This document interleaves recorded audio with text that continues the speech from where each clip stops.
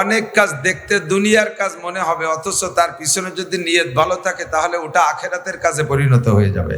একটু বলি সুবহানাল্লাহ। যেমন আমি বলে থাকি, আপনি জেনারেল লেখাপড়া করেন, জেনারেল পড়াশোনা কেউ আখেরাতের উদ্দেশ্যে করে না। খেয়ালে দিক, কেউ কে বলতে পারবেন আল্লাহর নবী বলেছেন যে ব্যক্তি ম্যাট্রিক পাস করবে ওই ব্যক্তির কবর আযাব মাপ? কেউ কি ম্যাট্রিক পাস করে কবর আযাব মাপ পাওয়ার আশায়? আইএ পাস করলি ডান হাতে আমলনামা, কথা কয় না। বিএ পাস করলি বিদ্যুৎ গতিতে পুলসিরাত পার, এই আশায় বিএ পাস করে। এমএ পাস করলি ইয়াদখুলুল জান্নাতা বিগাইরি হিসাব, এমএ পাস করলি বিনা হিসাবে জান্নাতি, এই আশায় এমএ পাস করে। কি আশায় এগুলো পাস করে? ম্যাট্রিক পাস করলে গার্মেন্টসে চাকরি হবে, আইএ পাস করলে পুলিশি হবে, বিএ পাস করলে আর্মিতে হবে, এমএ পাস করলে আর একটু ভালো হবে, বিসিএস পাস করলে সরকারি কোনো অফিস আদালতে ভালো চাকরি হবে, ইত্যাদি ইত্যাদি। এই আশায় জেনারেল পড়াশোনা করে। কথা বলেন ঠিক ঠিক না? ডাক্তারি পড়ে দুনিয়ার আশায়, ইঞ্জিনিয়ারিং পড়ে দুনিয়ার আশায়, যত যা পড়ে সব দুনিয়ার আশায়। জেনারেল পড়াশোনা কেউ আখেরাতের আশায় পড়ে? এই দুনিয়ার পড়াকে আপনি ইবাদতে পরিণত করে নিতে পারেন, এর সাথে ছোট্ট একটু নিয়তকে আপনি সঠিক করে নেন। আল্লাহ তাআলা যদি আমাকে জেনারেল উচ্চ শিক্ষায় শিক্ষিত করে, আমি যদি সরকারি একজন অফিসার হতে পারি, তাহলে সারা দেশ তো ঘুষে ভরে গেছে, আমার অফিসটাকে আমি ঘুষমুক্ত করব। যদি আমি অফিসার হতে না পারি, তাহলে জেনারেল পড়াশোনা না করি, তাহলে অফিসার হতে পারবো না। আর অফিসার না হইতে পারলে আমি অফিসের এই খেদমতটা করতে পারবো না। কাজেই আমি অফিসটাকে ঘুষমুক্ত করার উদ্দেশ্যেই আমি জেনারেল পড়াশোনা করি। আর এই উদ্দেশ্যে পড়াশোনা করে যদি সে অফিসের ভিতরে ঘুষমুক্ত অফিস গড়তে পারে, তাহলে সে যেদিন থেকে পড়া শুরু করছে, সরে আ থেকে নিয়ে ABCD থেকে নিয়ে জীবনে জেনারেল পড়ার জন্য যতগুলো অক্ষর পড়বে, হরফ পড়বে, প্রত্যেকটা হরফে হরফে আল্লাহ তাআলা একটা করে নেকি দান করবে। কাজটা সম্পূর্ণ দুনিয়ার পিছনে নিয়ত ভালো থাকার কারণে সারা জিন্দেগির পড়াশোনা ইবাদতে পরিণত। যদি নিয়ত করে আমি ভালো ইংলিশম্যান হতে পারলে আমি ইংল্যান্ড যাব, আমেরিকা যাব, ফ্রান্স যাব, ইটালি যাব, অস্ট্রেলিয়া যাব, বহির্বিশ্বে গিয়ে ইংরেজদেরকে আমি ইংলিশ ভাষায় কলেমার দাওয়াত দেব, তবলিগের কাজ করব, এজন্যই আমি ইংরেজি পড়াশোনা করতেছি, এমন নিয়ত করে যদি সারা জীবন ভরে ইংরেজি পড়ে, সারা জীবনের সমস্ত ইংরেজি পড়া তার ইবাদতে পরিণত হয়ে যাবে। ব্যবসা বাণিজ্য করে এই উদ্দেশ্যে আমি হালালভাবে ব্যবসা করব। ক্বালা রাসূলুল্লাহ সাল্লাল্লাহু আলাইহি ওয়াসাল্লাম আত-তাজিরুস সাদুকুল আমিন ইহশারুনা ইয়াউমাল কিয়ামাতি মাল আম্বিয়া ওয়াস সিদ্দিকিনা ওয়াস শুহাদা। বিশ্বনবী মুহাম্মদুর রাসূলুল্লাহ সাল্লাল্লাহু আলাইহি ওয়াসাল্লাম বলেছেন, ন্যায় নিষ্ঠা সত্য সঠিক ব্যবসায়ী, যার পুঁজি হালাল, ব্যবসার ভিতরে মিথ্যা কথা বলে না, মাপে বেশি আনে না, মাপে কম দেয় না, মালে ভেজাল দেয় না, মিথ্যা কসম খেয়ে বেচা কেনা করে না, এইরকম সত্য সঠিক ব্যবসায়ী আজান হওয়ার সাথে সাথে শাটার বন্ধ করে দিয়ে মসজিদে নামাজ পড়তে চলে যায়। নামাজের পরে আবার আল্লাহর হুকুম, ইযা কুদিয়াতিস সালাতু ফান্তাশিরু বিল আরদ ওয়াবতাগু মিন ফাদলিল্লাহ। নামাজ আদায় করা হয়ে গেলে মসজিদে বসে দুনিয়াবি খোশ গল্পের ভিতরে মশগুল হয় না, অন্য কোনো কাম কাজে জড়ে পড়ো না, চলে যাও তোমার কাজে তুমি চলে যাও, ব্যবসায় চলে যাও, চাকরিজীবী ডিউটিতে চলে যাও, শিক্ষক মণ্ডলী তোমার শিক্ষালয় বিদ্যালয় চলে যাও, কৃষক তোমার মাঠঘাটে চলে যাও। এভাবে আল্লাহর হুকুম আসছে, সেই হুকুম পালন হিসেবে আমি আবার নামাজের পরে দোকানে চলে আসব। তাহলে এই দোকানের পিছনে 1 নম্বরে দোকান পরিচালনা করবে সত্য সঠিকভাবে, 2 নম্বরে উদ্দেশ্য থাকবে এর থেকে হালাল রুজির উপার্জন করব। ক্বালা রাসূলুল্লাহ সাল্লাল্লাহু আলাইহি ওয়াসাল্লাম কাসবুল হালালে ফরিদাতুন বাদাল ফরিদা। আল্লাহর সকল ফরজ বিধান পালন করার পরে, এদিক আল্লাহর সকল ফরজ বিধান পালন করার, বলেন পালন করার পরে, ফরজ বিধান নামাজ, ফরজ বিধান রোজা, ফরজ বিধান হজ, ফরজ বিধান যাকাত, ফরজ বিধান পর্দা, ফরজ বিধান সত্য কথা, এই জাতীয় ফরজ বিধান যেগুলো আছে এগুলো পালন করার পরে আল্লাহ রসুল বলেন কাসবুল হালালে ফরিদা, কাসবুল হালালে ফরিদা, হালাল রুজি উপার্জন করা ফরজ। আমি সেই উদ্দেশ্যে আসছি দোকানে ব্যবসা বাণিজ্য করব। আল্লাহ নবী বলেন এই জাতীয় ব্যবসায়ী যারা আছে তাদেরকে কিয়ামতের ময়দানে আল্লাহ পাক নবীদের সাথে, শহীদদের সাথে, সিদ্দিকিনদের সাথে, নবীদের সাথে, বলেন কাদের সাথে? শহীদদের সাথে, সিদ্দিকিন, আবু বকর সিদ্দিকের মতো সিদ্দিকিনদের সাথে বিনা হিসাবে আল্লাহ তাআলা জান্নাতে পাঠিয়ে দিবেন। ব্যবসাটা আমি মনে করি সম্পূর্ণ দুনিয়া। এই দুনিয়াটাকে আপনি ইবাদতে পরিণত করতে পারেন, আখিরাত বানাইতে পারেন, তার সাথে যদি নিয়তটা খালেস রাখেন। আমি দান করব, টাকা পাবো কোথায়? ব্যবসার মাধ্যমে মোটা ইনকাম হবে, আমি সময় মতো জাকাত দেব, আমি কুরবানি করব, আমি হজ করব, গরিবরা আসবে, মিসকিনরা আসবে, মাদ্রাসার মাহফিলের কালেকশন হবে, ওই দিন আমি মোটা মোটা দান করব, এই আশা আমি ব্যবসা বাণিজ্য করে বড় হচ্ছি। তাহলে আপনার সারা জিন্দেগির ব্যবসা সম্পূর্ণ ইবাদত হবে, আর নবী আর শহীদদের সাথে, সিদ্দিকিনদের সাথে জান্নাতি হবেন। একে বলে কাম মিন আমালিন ইউতাসাওয়ারু বিসূরাতিন আমালিদ দুনিয়া সুম্মা ইয়াসিরু মিন আমালিল আখিরাহ।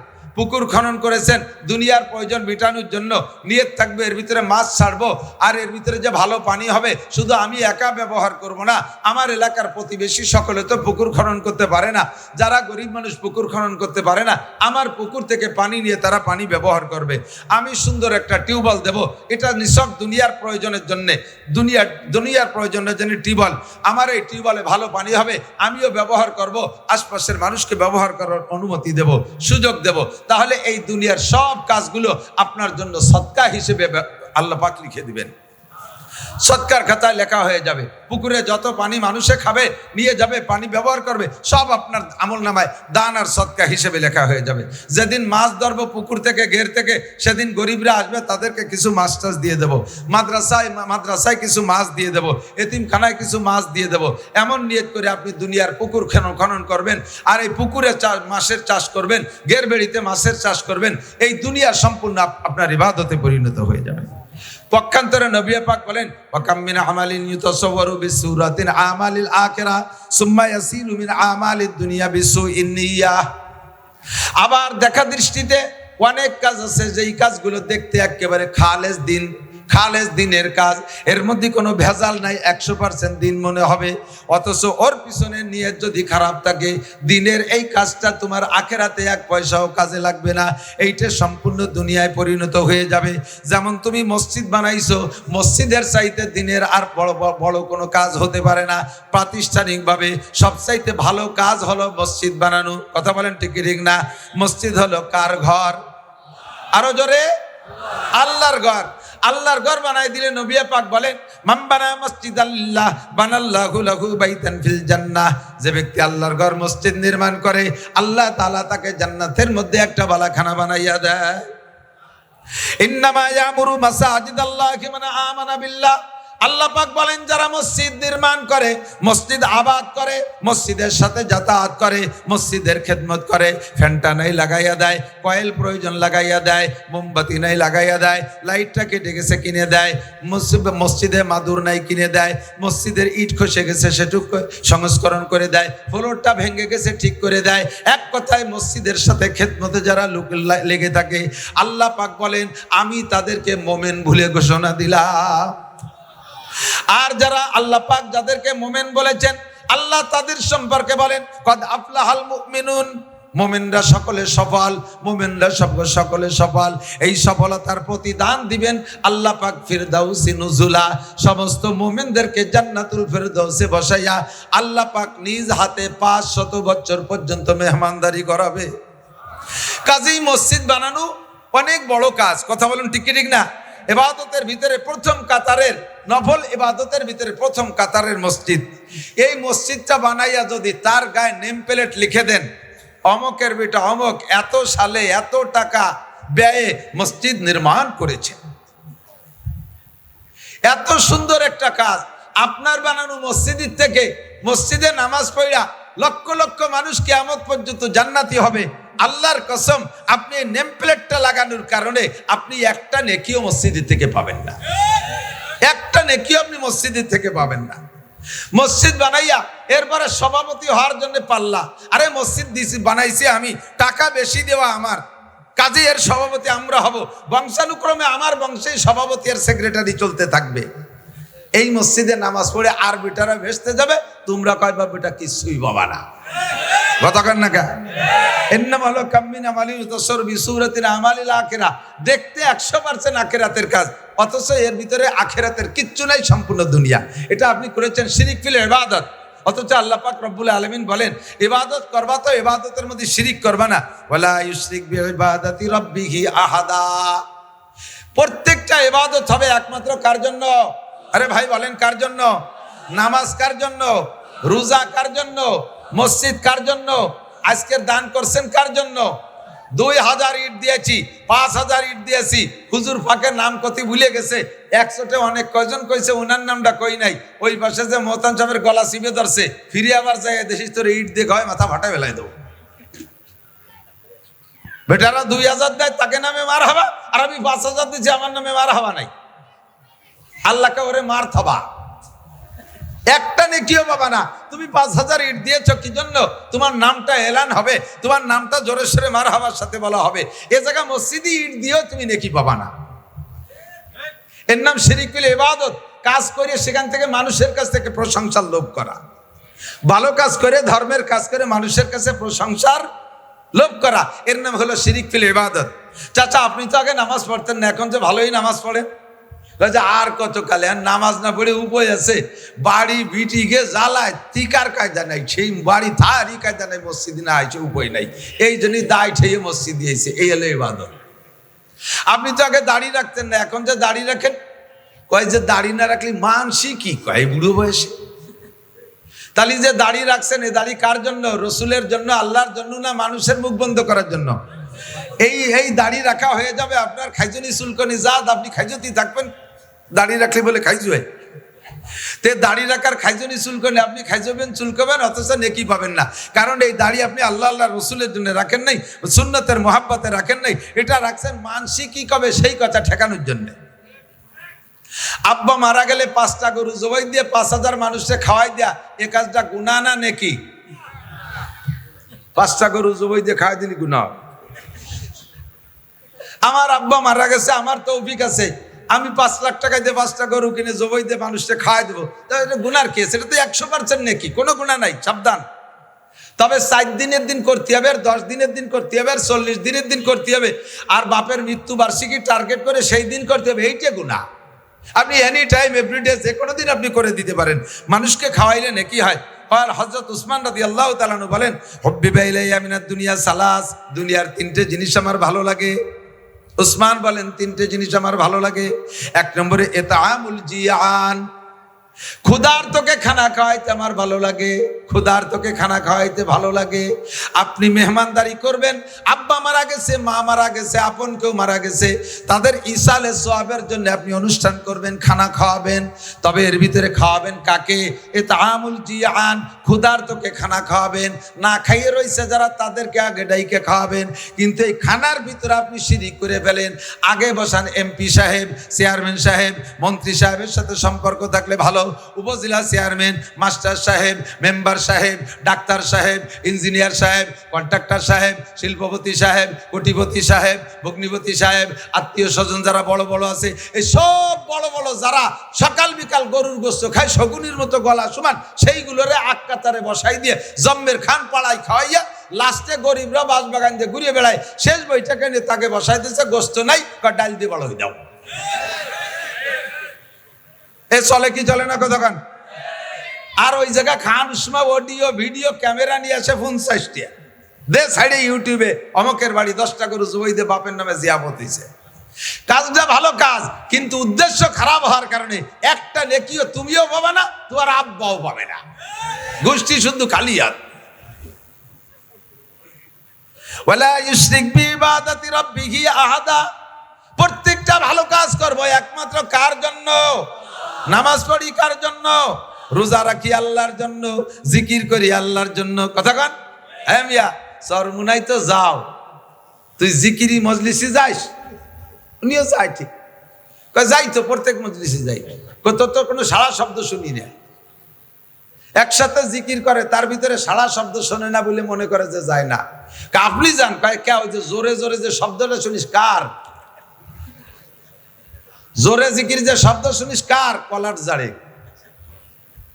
জোরে জোরে জিকির করে মাইকে ডাইকে ডাইকে বিটাকে শোনাও, ওই জিকির করার গলা ফাটানো পর্যন্ত শেষ, একটা জিকিরের একটা শব্দের তুমি নাকি পাবা না।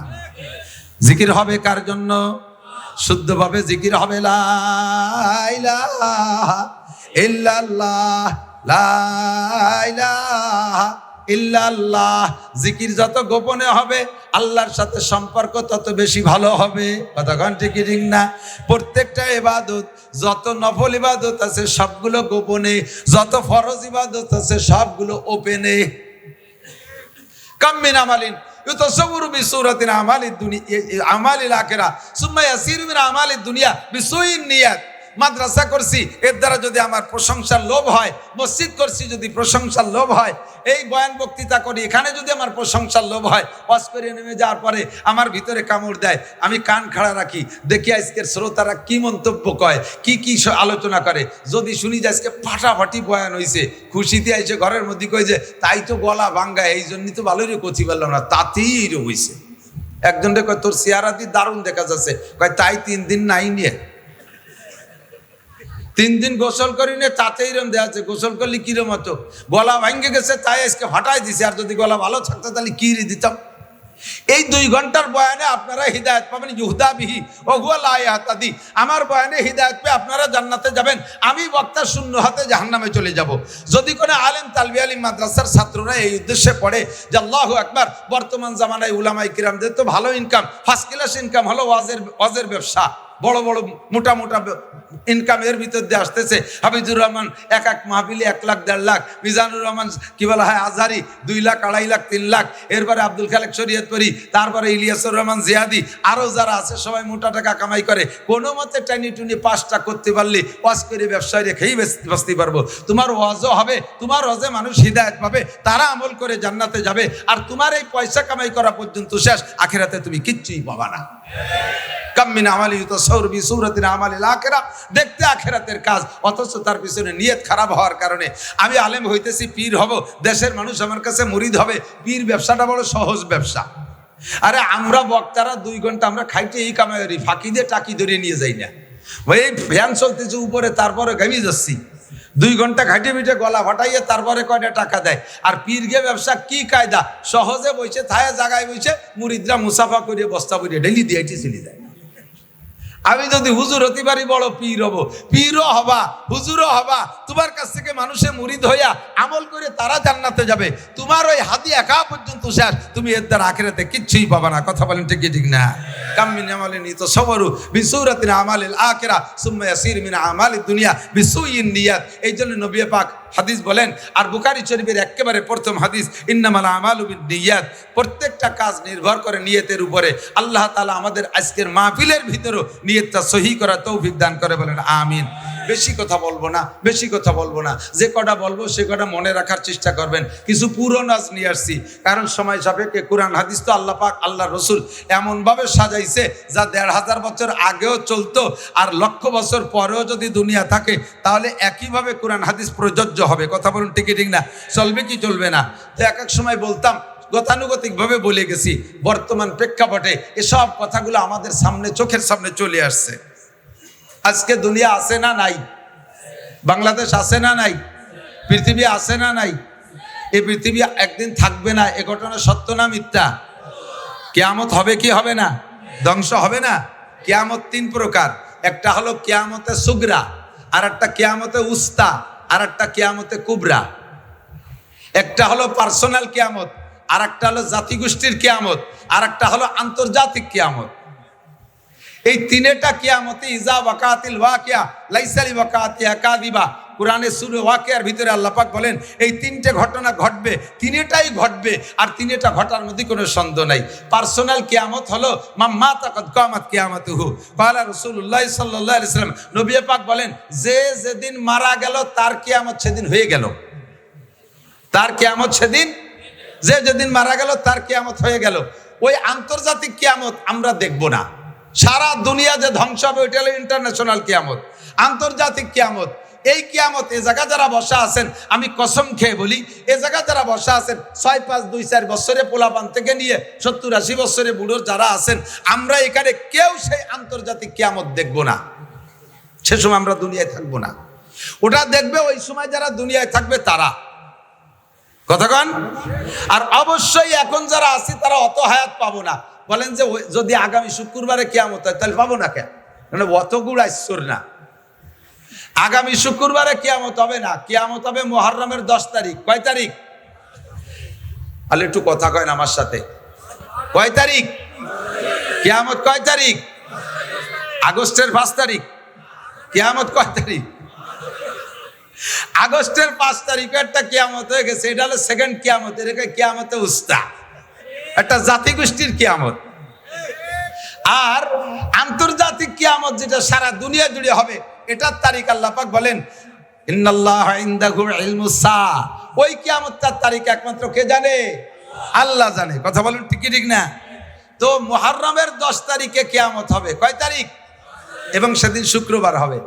4-5 বছর আগে সম্ভবত, আমার মনে হয় 4-5 বছর আগে এইরকম হঠাৎ করে ডায়েরি খুলে দেখি আর 2 দিন পর শুক্রবার, তাও মুহররমের 10 তারিখ। এই বরান কাবি উঠছে, আল্লাহ এইভাবে মিলিয়ে গেল, তাই তো আর থাকতে পারলাম না, কিয়ামত তো হয়েই যাবে। পরে আমি কোরআন হাদিস মিলেই দেখি কিয়ামতের আগে বড় 10টা ঘটনা ঘটবে। ওই 10টা ঘটনা না ঘটা পর্যন্ত কিয়ামত হবে না। যদি আল্লাহ সত্য হয় তাহলে তার রসুল সত্য, রসুল সত্য হলে তার হাদিস সত্য, তার হাদিস সত্য হলে এই শুক্রবারে কিয়ামত হবে না, এই কথাও সত্য। কথা বলুন ঠিক কি ঠিক না? তার ভিতরে একটা হলো দাজ্জাল আসবে। অরিজিনাল দাজ্জাল 1 চোখ কানা, অর্থাৎ 1 চোখ কানা আর 1 চোখ আছে। এ আবার দেখলে বোঝা যায় যে এই চোখটা কানা হয়ে গেছে, এইটা আছে, কিন্তু এর জায়গাটা তো রয়ে গেছে। কিন্তু তা না, এই দাজ্জালের পুরো কপালে মাত্র একটাই চোখ হবে। ওর ডান হাতে থাকবে দোজখ আর বাম হাতে থাকবে বেহেশতে। আসলে উচিত ছিল কি, বেহেশতে কোন হাতে? ডান হাতে। আর দোজখ থাকলে ওর বাম হাতে বেহেশতে আর ডান হাতে দোজখ। ওর কথা যে শুনবে তাকে লাখ লাখ কোটি কোটি টাকা দিয়ে দুনিয়া প্রতিষ্ঠিত করে দেবে, এর নাম হলো জান্নাত। তার কথা যে না শুনবে তাকে মেরে এপাশে ফেলাই দেবে। তার হাতে থেকে কেউ বাঁচতে পারবে না যদি কেউ তাকে মারার ইচ্ছা করে। তো এভাবে লক্ষ লক্ষ মানুষকে সে খোদাই দাবি করবে, কোটি কোটি মানুষকে সে বেঈমান করে ফেলবে। এই দাজ্জাল কি এখনো আসছে? অতএব আগামী শুক্রবারে কিয়ামত হবে না। ঈসা আলাইহিস সালাতু ওয়াস সালাম আবার আসবে, বিশ্বাস হয়? কথা কন, আসছে। কাজেই আগামী শুক্রবার কিয়ামত হবে না। ইয়াজুজ মাজুজ আসবে, সাদ্দে সেকেন্দারকে ভেদ করে তারা জিব্বে দিয়ে চাটতেছে, চাটতে চাটতে একেবারে রসুনির খুশার মতো অতটুক পাতলা থাকতে ফজর হয়ে যায়। এরপরে কয় যে যেটুক বাকি আছে কালকে 2 চাটাই দিয়ে বেরোয় যাবো। এই কে ফিরে আবার বাড়ি পিছনের দিক চলে যায়। পরের দিন এসে দেখে যে সেই দেওয়াল যেমন ছিল সেরকমই হয়ে গেছে। এভাবে তারা চাটতেই তালে আছে। হঠাৎ করে কিয়ামতের আগে একদিন তারা এইটুক আজকে না চাটিয়ে আর পিছনে যাবে না, একে চাটাই দিয়ে বের হয়ে এদারে চলে আসবে। লক্ষ লক্ষ কোটি কোটি দুনিয়ায় সভ্য মানুষের চাইতে ওদের সংখ্যা কয়েক গুণ বেশি হবে। মানুষের উপরে ডাকাতি, মারামারি, খুনোখুনি করবে, মানুষ ধরে খাওয়া পর্যন্ত শুরু করে দেবে। কয়েকদিন পর্যন্ত সারা দুনিয়া এভাবে অরাজকতা সৃষ্টি করার পরে আল্লাহর পক্ষ থেকে বিশাল একটা বৃষ্টি আসবে। ওই বৃষ্টিতে ওরা সব ধ্বংস হইয়া সাগরে ভেসে চলে যাবে। এ ঘটনা কি ঘটছে? অতএব আগামী শুক্রবারে কিয়ামত হবে না, ভয় নেই। দাব্বাতুল আরদ, একটা প্রাণী আসবে, তার 4টে পা আছে, আবার 2টে হাত আছে। প্রাণীটা এত বড়, সে মাটিতে বসলে 1.5 বিঘে জায়গা লাগবে।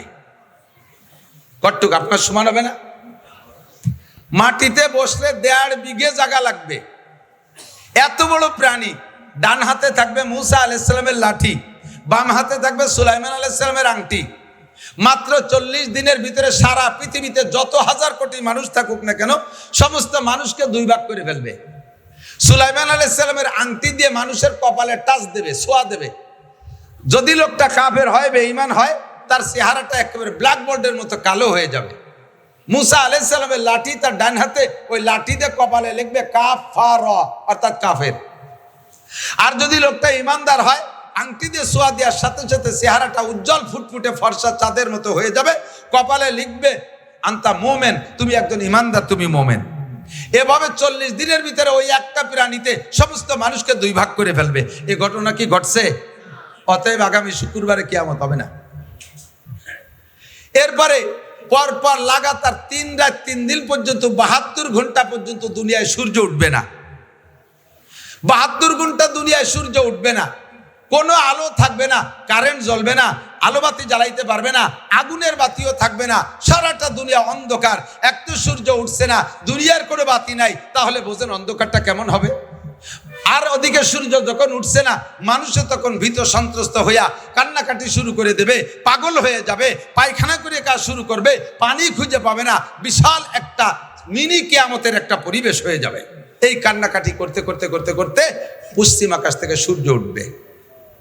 সূর্যটা এপাশ থেকে উঠবে না, পশ্চিম আকাশ থেকে উঠবে। তবুও সূর্য যখন উঠছে, মনের ভিতরে কিছু একটা প্রশান্তি, যে আলো তো হলো। এরপরে এই সূর্যটা উঠতে উঠতে মাঝ আকাশে আসবে, আবার পশ্চিম আকাশে ডুবে যাবে। পরের দিন থেকে আবার নিয়মতান্ত্রিক সূর্য উঠবে। এই সূর্য যে ব্যাক হয়ে গেছে, ফিরে আসছে, এই ফিরে আসার পরে সমস্ত মানুষের ভিতরে চেতনা আসবে, আহা সর্বনাশ হয়ে গেছে। উলামায়ে কেরামের কাছ থেকে শুনতাম সূর্য পশ্চিম আকাশ থেকে উঠবে। হাদিসে আসছে আল্লাহ নবী বলেন, সূর্য একবার পশ্চিম আকাশ থেকে উঠে আসার পরে আবার যখন ডুবে যাবে, এরপরে মানুষের যতই বুঝুক, এই বুঝে কোনো কাজ হবে না। আর তওবা করলে তওবা কবুল হবে না, কাহারও ঈমান গ্রহণ করা হবে না। এরপরে আবার নিয়মতান্ত্রিকভাবে সূর্য উঠবে, পূর্ব আকাশ থেকে পশ্চিমে অস্তমিত হবে। বলা হয় এর প্রায় 120 বছর, তাও শিওর তারিখ না, প্রায় 120 বছর পরে ওই সূর্য উদয়ের ব্যাক সূর্যের পরে প্রায় 120 বছর পরে কিয়ামত হবে। ও দোস্তরের সময় এখনো বহুত আছে, বহু দেরি আছে।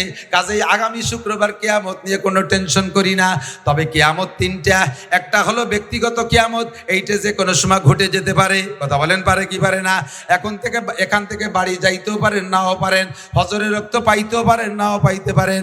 আপনি চিন্তা করছেন আগামী রমজান মাসে চিল্লাই যাব, আরে ততদিন হায়াত আপনি পাইতেও পারেন, নাও পাইতে পারেন। যে ব্যক্তি যখন মারা গেল তার কিয়ামত তখন হয়ে গেল। আর একটা হলো মাঝারি কিয়ামত, মধ্যম কিয়ামত, এরে বলে কিয়ামতে উস্তা। এটা হলো কোন জাতি গোষ্ঠীকে তাদের আচরণে, তাদের অপরাধে, তাদের অন্যায়ের কারণে আল্লাহ পাক ওই জাতি গোষ্ঠীকে ধ্বংস করে দেয়। যেমন কওমে আদকে আল্লাহ তাআলা কিয়ামত দিয়েছেন, আদ কওম শেষ হয়ে গেছে, কওমে সামুদকে ধ্বংস করে দিয়েছে, তারা চলে গেছে। কওমে লুতকে আল্লাহ ধ্বংস করে দিয়েছে, তাদের কিয়ামত গোষ্ঠী শুদ্ধ হয়ে গেছে। এমন করে এখনো পর্যন্ত হতে পারে কোন জাতি গোষ্ঠীর আচরণে যদি আল্লাহ পাক অখুশি হয়ে যায়, ওই কওমকে আল্লাহ তাআলা ধ্বংস করে দেয়। একে বলে কিয়ামতে উস্তা। আর একটা হলো কিয়ামতে কুবরা, অর্থাৎ সারাটা দুনিয়া ধ্বংস হবে। আল্লাহ পাক বলেন, ইযা ওয়াকাতিল ওয়াকিয়া লাইসা লিওয়াকাতিহা কাযিবা। যেই ঘটনা ঘটবে, ধ্বংস হবে, ওই ঘটনার মধ্যে কোনো সন্দেহ নাই। সেইটা কবে হবে সম্পর্কে সাহাবায়ে কেরাম জিজ্ঞেস করেছেন নবী পাকের কাছে। জিবরিল আলাইহিস সালাম আদম আলাইহিস সালাম থেকে নিয়ে কিয়ামতের সংবাদ দিয়ে আসতেছে। সব নবীরাই জিবরাইলের কাছে কিয়ামতের নির্দিষ্ট তারিখ চান, কিন্তু জিবরিল বলেন মা নাবি আলাম মিনাস সাইল, আমি তুমি জিজ্ঞাসাকারীর চাইতে এ বিষয়ে আমি অতটা বেশি ভালো জানি না। কিয়ামতের তারিখ আল্লাহ পাক আমাকে বলেন নাই। তবে কি জিবরিল আলাইহিস সালাম সব নবী রাসূলকে কিয়ামতের কিছু পূর্বাভাস বলেছেন। আমিও মাঝে মাঝে বলে থাকি, এই হাদিস আপনাদের কাছে আমি বর্ণনা করেছি। দোস্ত, নবী পাক সাল্লাল্লাহু আলাইহি ওয়াসাল্লাম বর্ণনা করেন হযরত আবু হুরায়রা থেকে হাদিস। আমি সির্ফ হাদিসটা তরজমা করে শেষ করে দেব, আপনাদের বেশিক্ষণ বিরক্ত করব না। হুজুর বলেন, যুবক আমার দিক, বুড়োরা আমার দিক, আওয়ামী লীগরা এদিক তাকান, বিএনপিরাও এদিক তাকান, জামাত জাতীয় পার্টির সমন্বয় কেউ নাড়াচাড়া করবে না, খুব গেলবেন। যার ভিতরে দোষ আছে সে সেখান থেকে উঠে আসার চেষ্টা করতে হবে। যদি আমরা এই দোষগুলো থেকে উঠে আসতে পারি তাহলে দুনিয়ার হায়াত বেড়ে যাবে, দুনিয়াকে আল্লাহ তাআলা আরো লম্বা করে দেবে। আর যদি আমি আপনি এই দোষগুলো দোষী হয়ে যাই তাহলে আল্লাহ পাক দুনিয়ার হায়াতকে কমায় দেবে, দুনিয়াকে অতি তাড়াতাড়ি ধ্বংস করে দেবে। এই যে ঘটনাগুলো বলছি, এগুলো টপ টপ টপ টপ করে কিছুদিনের ভিতরে তৈরি করে দিয়ে দুনিয়াকে আল্লাহ তাআলা ধ্বংস করে দেবে। আমি চাই না দুনিয়া ধ্বংস হোক তাড়াতাড়ি, আমি আরো অনেক দিন বেঁচে থাকতে চাই, আমি সুস্থ থাকতে চাই, আমি হালাল প্রশস্ত রুজি চাই, সম্মানের সাথে বেঁচে থাকতে চাই। কথা বলেন ঠিক কি ঠিক না? এই জন্য আমি দোয়ার সময় শিখিয়ে দেই, যখন দোয়া করবেন আল্লাহ আমারে হায়াত বাড়ায় দাও, শুধু হায়াত বাড়ায় দেওয়ার কথা বলবেন না। হায়াতের সাথে তিনটে জিনিস চাইবেন আল্লাহ, সুস্থতার সাথে, বলেন কিসের সাথে? ইজ্জতের সাথে, সম্মানের সাথে। 3 নম্বরে প্রশস্ত হালাল রিজিকের সাথে। এই তিনটে জিনিস আমার জীবনে অত্যন্ত গুরুত্বপূর্ণ। লম্বা হায়াত পাইছেন কিন্তু অসুস্থ, বারান্দায় পড়ে রয়েছেন 30 বছর, প্যারালাইসিসের রোগী, এই হায়াতের 5 পয়সাও দাম আছে। বউ ছেলে মেয়ে সব বিরক্ত হয়ে যায়। ছেলেরা মাঝে মাঝে মাদ্রাসায় এসে 5-7 হাজার টাকা দিয়ে হুজুর একটা জালাল খতম করিয়ে দেন দি, আবার আমার আব্বা মোটে মরতিছে না, উজু হইও না, বাইটু হইও না। ছেলে মেয়ে বিরক্ত হয়ে যায়, বুড়ি খালি কয় তোরা একটা জ্বালালি খতম পড়াই দিতে পারিস রে, এই কাইসিয়ে পাই দিয়ে আগিয়ে মুইতে তো বিছেন পাটি সব নষ্ট করে ফেলাই দিল, বুড়োর জ্বালায় রাত্রি ঘুমানোর কায়দা নাই। তাহলে এই 30 বছর হায়াতের 5 পাইরও দাম। সুস্থতার সাথে হায়াত চাই, সুস্থতা পাইছি কিন্তু এমন আকাম করছি যে রাস্তায় বেরোনোর কায়দা নাই। রাস্তায় যাওয়ার সাথে সাথে এই যে সেই মালেক মোল্লা, কেউ মালেক মোল্লা থাকলে তারে আবার খেবাই নিয়ে বেড়েন, আমি তো টুও কই। এই যে সেই জামাল, কোন জামাল, এই অর্থে বস্তা খানিক পেয়ে দিল। মুখের সামনে চোখের সামনে যদি এগুলো বলে দেয় তাহলে আর রাস্তায় হাঁটা যায় না। কথা বলেন ঠিক না? ও আল্লাহু আকবার। হযরত ওমর ইবনে খাত্তাব রাদিয়াল্লাহু তাআলা একটা হাদিস শুনেছি ছোটবেলা মার কাছে। আমি ভাবতাম যে আমার মা মার বুদ্ধি দিয়ে বলে, মা বয়স বুদ্ধিমতী মহিলা, তাই তার জ্ঞান দিয়ে বলে। পরে হাদিস পড়তে যে দেখি আমার মা হযরত ওমর রাদিয়াল্লাহু তাআলা হাদিস বলেন। মা আমাকে আমি যখন একটু বড় হয়ে উঠছি, মা আমারে নসিহত করে, কয় বাবা এই যুবক আমার দিক তাকাও, রাতের বেলা এমন কাম করবা না যাতে দিনের বেলা মানুষের সামনে মুখ দেখাইতে লজ্জা হয়। ছোট্ট নসিহত মনে রাখবা, রাতের বেলা এমন কাম করবা না যাতে দিনের বেলা মানুষের সামনে মুখ দেখাইতে লজ্জা হয়। আবার দিনের বেলা এমন কাম করবা না যাতে রাতে তোমার ঘুমের ক্ষতি হয়। রাতে তোমার ঘুমের ক্ষতি হয়, দুইটা কথার ভিতরে বিশাল ব্যাখ্যা। এই দুইটা কাজ থেকে তুমি ফিরে থাকো। রাস্তাঘাটে বের হইতে গেলে যাতে ইজ্জতের সাথে মানুষের সম্মানের সাথে আহ্বান করে, সালাম দিয়ে দৌড়ে আসে, মুসাফা করার জন্য ব্যস্ত হইয়া যায়, এমন একটা সম্মানী জিন্দেগি চাই। 3 নম্বরে অভাবের কারণে ঈমান নষ্ট হইয়া যায়, এই জন্য প্রশস্ত হালাল রুজি চাই, প্রশস্ত হালাল রুজি চাই।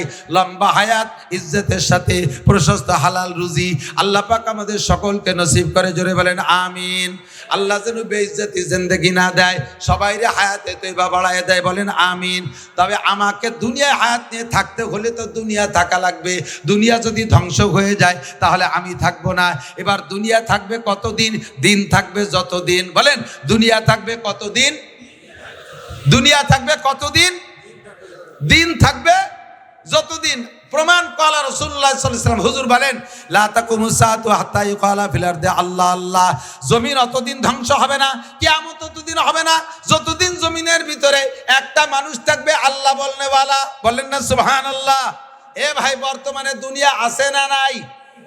আছে। কি আমেরিকার ক্ষমতা বলে, চায়নার প্রযুক্তির বলে, জাপানের প্রযুক্তির বলে, দাদা বাবুকে শক্তির বলে, আরে আমেরিকানদের শক্তির বলে।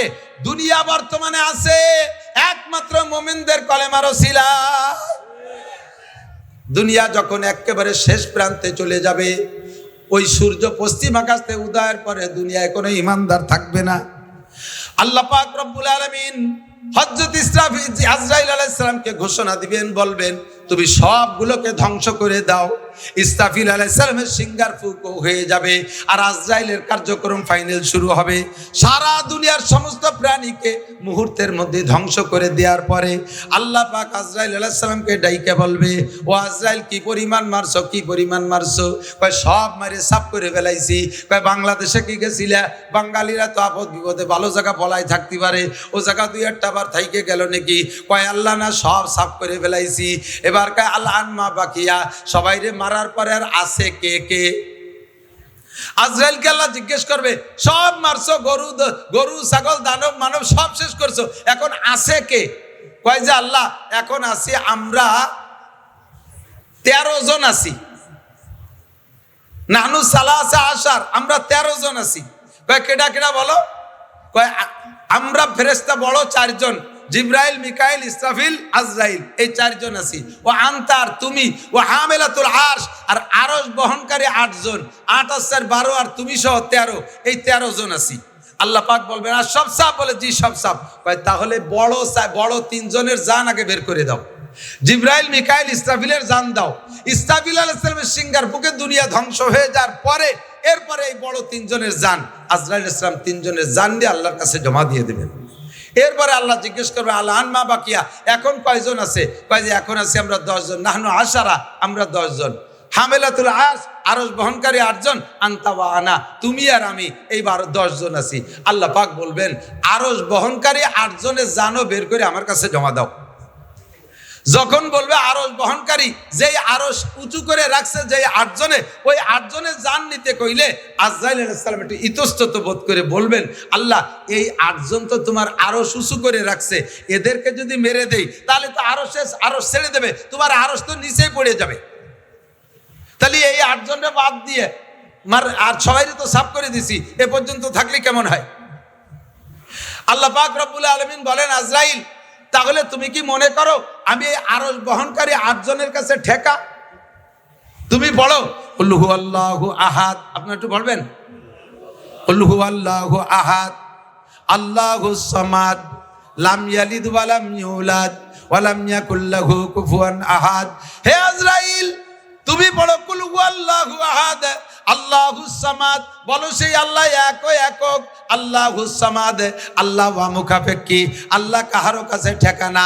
আরশ বহনকারী 8 জন ফেরেশতা আল্লাহকে উঁচু করে রাখছে, তাই আল্লাহ উঁচায় আছে, নইলে ওরা ছেড়ে দিলে আল্লাহ পড়ে যাবে। তোমার আল্লাহ এমন আল্লাহ না, দুনিয়ার দেবদেবীর মতো নয়, বছরের শেষে যাইয়া দেবদেবীদের রং নষ্ট হয়ে যায়। তোমরা জেনে রাখো সিবগাতাল্লাহি ওয়া মান আহসানু মিনাল্লাহি সিবগা, আরে দুনিয়ায়ও রং আছে, আমি আল্লাহরও রং আছে, আমি আল্লাহর রং কোনোদিন ওঠে না, তোমাদের দেবদেবীর রঙের মতো রং উঠে যায় না। তোমাদের দেবদেবী বছরের শেষে দুর্বল হয়ে যায়, পিছন দিয়ে বাঁশ ঢুকই দিয়ে রাখা লাগে, এপাশ তো ওপাশ দিয়ে বাঁশ বাঁধাই দিয়ে রাখা লাগে। আমি আল্লাহ পাককে দুর্বল মনে করো না, আমাকে ওভাবে আরশ বহনকারী 8 জন ফেরেশতা উঁচু করে রাখা লাগে না, আমি আল্লাহ তাআলা নিজ অবস্থানে থাকতে পারি। কথা বলুন ঠিক কি ঠিক না? বলতে চাই না বাংলাদেশ আমরা কয়েক জাতির দেশ, মুসলমান হিন্দু বৌদ্ধ খ্রিস্টান আমরা মিলে মিশে আছি মোহাব্বতের সাথে। কথা বলুন ঠিক কি ঠিক না? আপনাদের এলাকায় হিন্দু আছে না? মুসলমানদের দোকানেও যে মাল আছে হিন্দুর দোকানেও সেই মাল আছে, আমরা কোনো ভেদাভেদ করি না। মুসলমানের দোকানের থেকে না কিনে হিন্দুর দোকানের থেকে মাল আমরা কিনি কি কিনি না, কোনো ভেদাভেদ করি না। কিন্তু ভারতের ভিতরে সেখানে ঘোষণা দিয়ে দিছে কয়েক মন্ত্রী, মুসলমানদের দোকানের থেকে কোনো মাল কিনবি না, মুসলমানদেরকে বই বর্গা দিবি না, জমি বর্গা দিবি না, মুসলমানদেরকে কর্জ দিবি না, মুসলমানদের সাথে কোনো লেনদেন হবে না। এভাবে তারা সেখানে বৈষম্য তৈরি করে রাখছে। এর ভিতরে মৌলানা মিজান বলেছে, ভারতের ভিতরে এক ঠাকুর, সেই ঠাকুর আমার নবীর মূর্তি বানায়, নবীর মূর্তির নাক ভাঙে। তুমি ওই দেশে নাক ভাঙবা, আমাদের এদেশেও তোমাদের অনেকের নাক আছে, ভাঙ্গার মানুষ বাংলাদেশে আছে না নাই? কথা বলেন আছে না নাই?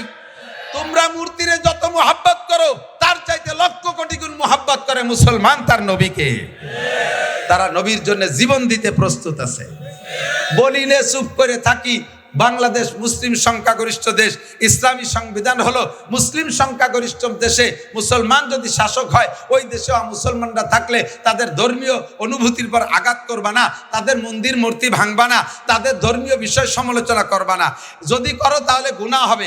আমরা সেই উসুলের পর সেই ইসলামের সেই নীতির উপরে আমল করে তোমাদেরকে কিচ্ছু বলি না। কিন্তু তোমরা যে ওই জায়গায় বসিয়া পদে পদে জ্বালাবা, আবার এই দেশে বসিও, এই দেশে বহুত হিন্দু এলাকা আছে, এখনো পর্যন্ত সে জায়গা 2-1 মুসলমান থাকলে তাকে গরু কুরবানি দিতে দেয় না।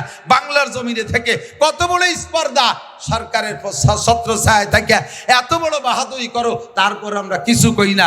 কিন্তু এই মুহূর্তে আর বাড়াবাড়ি করো না, তোমরা দেশের মেহমানের মতো থাকো, আমাদের কাছে যত্ন পাবা। কথা বলেন ঠিক কি ঠিক না? বাড়াবাড়ি করবা তো গাড়িতে যদি চাইতে যায় তাহলে কিন্তু মেহমান আর ও বাড়ি বেশিক্ষণ থাকতে পারে না। সাবধান হয়ে যাও। আল্লাহুস সামাদ, আমার আল্লাহ অমুখাপেক্ষী, আরশ বহনকারী 8 জন ফেরেশতার কাছে ঠেকা নয়। এরপরে ফেরেশতা আজরাইল আলাইহিস সালাম 8 জনের জান বের করে দিয়ে আল্লাহর কাছে জমা দেওয়ার পরে বলবে, জিবরাইল আল আন মা বাকিয়া, এখন কেডা কেডা আছে? আনতা ওয়া আনা, তুমি আছো আর আমি আছি, আর সব সাফ। আল্লাহ পাক বলবেন, আনা হাইয়ুন কাইয়ুম, আমি চিরস্থায়ী চিরঞ্জীব, লা আমুতু ওয়া লা আহইয়া, আমি মরিও না বাঁচিও না, আমি থাকবো। কুল্লু শাইইন হালিকুন ইল্লা ওয়াজহুল্লাহ, সব শেষ হয়ে যাবে, শুধুমাত্র অবশেষে থাকবে কে? আরে ভাই জোরে বলেন কে? এবার আজরাইলকে আল্লাহ বলবেন, আজরাইল এবার তোমার জানটা বের করে দাও। আজরাইল বলবে, আল্লাহ আমি তো সবাইরে মারছি, আমারে কিরা মারবে? আমারে মারার আজরাইলকে আল্লাহ পাক বললেন, তুমি আত্মহত্যা করবা। পদ্ধতি কি? রিভলভার কানে বাঁধাই দিয়ে তুমি গুলি এড়ে দেবা, পিস্তল মাথায় লাগাইয়া গুলি করে দিবা তা না, তুমি তোমার বুকের উপরে হাত দিয়ে মুঠ করে টান দিবা, বাকি কাম আমি করব। আজরাইল যখন বুকের উপরে হাত দিয়ে মুট করে টান মারছে, আরশে আজিমের মালিক বলবেন ওয়াইদা আরাদা শাইআন আইয়াকুলা লাহু কুন ফায়াকুন, আল্লাহ কুন কইলে সব হয়ে যায়। আল্লাহ তখন বলবে কুন মাইয়াতান, তুমি মরে যাও। আজরাইলের মুঠের ভিতরে তার জানটা বেরিয়ে আসবে, আর এত জোরে একটা চিৎকার মারবে জান বেরোনোর সময় আজরাইল। ওই সময় যদি পৃথিবীর সমস্ত প্রাণীও থাকতো, আজরাইলের মুখের আওয়াজে সকলে কলিজা ফাইটা মারা যাইতো। কিয়ামত শেষ, এটা হলো আন্তর্জাতিক কিয়ামত। এই ঘটনা ঘটার আগে কিছু সিগন্যাল আসবে। নবী পাক বলেন সিগন্যাল কয়টা মুখস্থ করাই দেই, এই কয়টা শুনেই চলে যাবেন, এই কয়টা শুনে মুখস্থ করে চলে যাবেন। হুজুর বলেন দিক তাকান, কিয়ামত আসছে, এই মূল বড় বড় ঘটনা ঘটবে, তার আগে কিছু ছোট ঘটনা। 1 নম্বর ঘটনা হলো ইজাত্তু কিজাল ফাই উদাওয়ালা।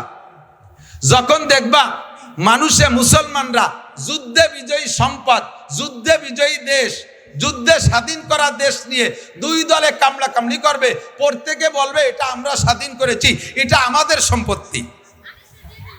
এই নিয়ে যখন কামলা কামলি চলবে, মারামারি চলবে, এই নিয়ে মারামারি চলবে যে এ দেশ আমরা স্বাধীন করেছি, এ দেশ আমাদের, তখন বুঝবা যে কিয়ামত বেশি দেরি নেই। এই যে বলবে, এইটা কি বলবে আরো বাকি আছে না এই বলা বলি চলতেছে? কতক্ষণ বলা বলি চলতেছে। স্বাধীন করছে কে তাও মুক্তিযোদ্ধারা জানেন, ঘোষণা দেশে কে তাও মুক্তিযোদ্ধারা জানেন, যুদ্ধ করছে কারা তাও মুক্তিযোদ্ধারা জানেন। অথচ এই কথাটা নিয়ে এখন এই দেশের সম্পত্তি নিয়ে 2 দলে মারামারি চলতেছে কি চলতেছে না? 1500 বছর আগে বিশ্বনবী বলেছে এটা কিয়ামতের আলামত। বেশি বাড়বো না। ইজাত্তু কিজাল ফাই উদাওয়ালা। 2 নম্বরে ওয়াল আমানাতু মাগনামা, যখন আমানতকে গনিমত মনে করবে। আমানত কি? আমানত গচ্ছিত জিনিস। আমাকে আল্লাহ তাআলা আমানত দিয়েছে কিছু সম্পদ, আমাকে আল্লাহ তাআলা আমানত দিয়েছে সন্তান, আমাকে আল্লাহ তাআলা আমানত দিয়েছে একটা ওয়ার্ডের দায়িত্ব, আমাকে আমানত দিয়েছে ইউনিয়নের দায়িত্ব, আমাকে আমানত দিয়েছে উপজেলার দায়িত্ব, আমাকে আমানত দিয়েছে একটা সিটের দায়িত্ব এমপি বানাইয়া, আমাকে একটা মন্ত্রণালয়ের আমানত দিয়েছে, আমাকে ডিসি হিসেবে একটা ডিস্ট্রিক্টের আমানত দিয়েছে, ওসি হিসেবে আমাকে একটা থানার আমানত দিয়েছে, টিওনো হিসেবে একটা থানার আমানত আমাকে দিয়েছে, এসপি হিসেবে একটা পুলিশ লাইনের আমানত আমাকে দিয়েছে, আব্বা হিসেবে কয়েকটা সন্তানের আমানত আমাকে দিয়েছে। এই আমানতকে যখন গনিমত মনে করবে, গনিমত কাকে বলে? যুদ্ধে বিজয়ী সম্পদ মুসলমানদের মুজাহিদদের ভিতরে বন্টন হয়, এই মালকে বলা হয় গনিমতের মাল, এইটা খাওয়া জায়েজ। যখন আমানতকে গনিমত মনে করিয়া ইচ্ছে মতো ব্যবহার করবে। কত প্রমাণ চান? যে কয়জনের নাম কইছি এই কয়জন তার আমানতের ভিতরে খেয়ানত করছে কি করে নাই? জোরে বলেন, করছে কি করে নাই? আমানতের খেয়ানত কি পরিমাণ করছে? এখন তত্ত্বাবধায়ক সরকার আইসা, অন্তর্বর্তীকালীন সরকার আইসা হিসাব করে করে বর্তমান নগদে যারা ফেল করছে তাদেরটা ধরছে। আরো 15 বছর আগেও একদল ক্ষমতায় ছিল, তারাও এরকম বহুত অন্যায় করে টরে গেছে। সেই জামানায় যারা ছিল ফখরুদ্দিন, ইয়াজউদ্দিন, মঈনুদ্দিন, তাদের কাছে তারাও ধরা পড়েছিল। কথা বলেন ঠিক কি ঠিক না? যারাই এই ক্ষমতায় বসে তারাই আমানতের খেয়ানত করে। কন্ট্রাক্টরের কাছে রোডের আমানত পিচ মারিয়ে দেয়, খোয়া মারিয়ে দেয়, রাস্তা বানাইয়া এই মাথায় ওই মাথায় জাতি জাতি রাস্তার পিছন দিয়ে টিউমার, বিষ ফুড়া, খাইজনি, চুলকনি, কথা কয় না, কারেন্টের খাম্বা তার সহ গিলে খেয়ে ফেলায়। আমাদের দেশের আমানত শাহ এরকম আছে না নাই? কন্ট্রাক্টরের নামও আমানত শাহ। কন্ট্রাক্টরের নাম কি? আমানত শাহ। খেয়ানত শাহ হয়ে গেছে। বিজিএফ কার্ড বিক্রি করে টাকা খায়, পঙ্গু ভাতা বিক্রি করে টাকা খায়। এই জাতীয় মেম্বার চেয়ারম্যান তো বাংলাদেশে জন্ম নেয় নাই। কথা কয় না? ও দোস্ত, হজে যাইয়া কুরবানি করে আসি। যারা হজে গেছেন হাজি সাহেবরা, এলাকার বহু হাজি আমি ওখানে দেখেছি। এই এলাকার মানুষের পয়সা আছে, ছেলেরা বিদেশ থেকে বাপরে হজ উমরা করায়। তো হজ করেছেন, কুরবানি করেছেন, আপনার কুরবানির জন্তুর গোশত আপনি খেয়ে আসেন নাই, ওটা ওই জায়গায় জবাই করে, বরঞ্চ আপনি নিজেও জবাই করেন নাই, মুআল্লিমের দায়িত্ব দিচ্ছেন, সে জবাই করে গাদি মেরে থুই আসছে। ওই দুম্বার উট এইগুলো পরবর্তীতে ওই সৌদি আন্ডা ওর মোহতাজ না, ওগুলো তারা খায় না। ওগুলোরে ধুইয়ে মুছিয়ে কাফন পরাইয়া সুন্দর করে জানাজা ছাড়া বিভিন্ন দেশে, গরিব দেশে পাঠায় দেয়। সবচেয়ে বেশি আসে বাংলাদেশে এই দুম্বার উট, সবচেয়ে বেশি আসে। আমার কসম খেয়ে বললে মিথ্যাবাদী হব না, উট তো আপনারা চোখেই দেখেন নাই। মাঝে মাঝে একসময় দুম্বা দেখতেন, ইদানিং তো প্রত্যেকে একটা করে পান। কথা কন, পান নাকি? এই দুম্বা যায় কোন জায়গা? নিতান্ত গরিব, অসহায়, এতিম, বাপ নাই মা নাই, 70 বছর আগে আব্বা মা মারা গেছে, উনি এখন শিল্পপতি কোটিপতি বড় বড় ইত্যাদি। ঘরের ভিতরে কবর একটা বানায় এনেছে, বিশাল কবর, লম্বা ডিপ ফ্রিজ, বস্তা ভরে তার ভিতরে নিয়ে সারা বছর কুরবানির গোশত দিয়া উনি বরকত হাসিল করে। আছে না নাই? কতক্ষণ নাম তার আমানত শাহ। বাংলার কপাল পড়ছে, এদেশের কপাল পড়ছে, আর জ্বলবে কবে তা বলা যায় না। সারাটা বাংলার জমিনে আগুন লেগে গেছে। কাদের কারণে? আর্কের কারণে না, আপনাদের মতো সাধারণ পাবলিকের কারণে না। আল্লাহ নবী বলেন, ইজা কানা উমারাকুম শিরারাকুম, যখন তোমাদের দেশের নেতারা হবে বদমাশ, নেতারা হবে চোর, নেতারা হবে লুচ্চা, বউতিয়ে হোটেল হোস্টেলে রাত কাটাইবে, নেতারা হবে মারিংম্যান, জাতির হক মেরে খাবে, লুটে খাবে, এতিমের মাল মেরে খাবে, ফাবাতানুল আরদে খায়রুম মিন জাহরিহা, ওই নেতার কারণে দেশের কপাল পড়বে। সাধারণ পাবলিক তোমরা দোয়া করো কোনো মতে কলেমা পড়ে মাটির তলে যাইতে পারো কিনা। শুধু আমলিগের দোষ দিয়ে লাভ নাই।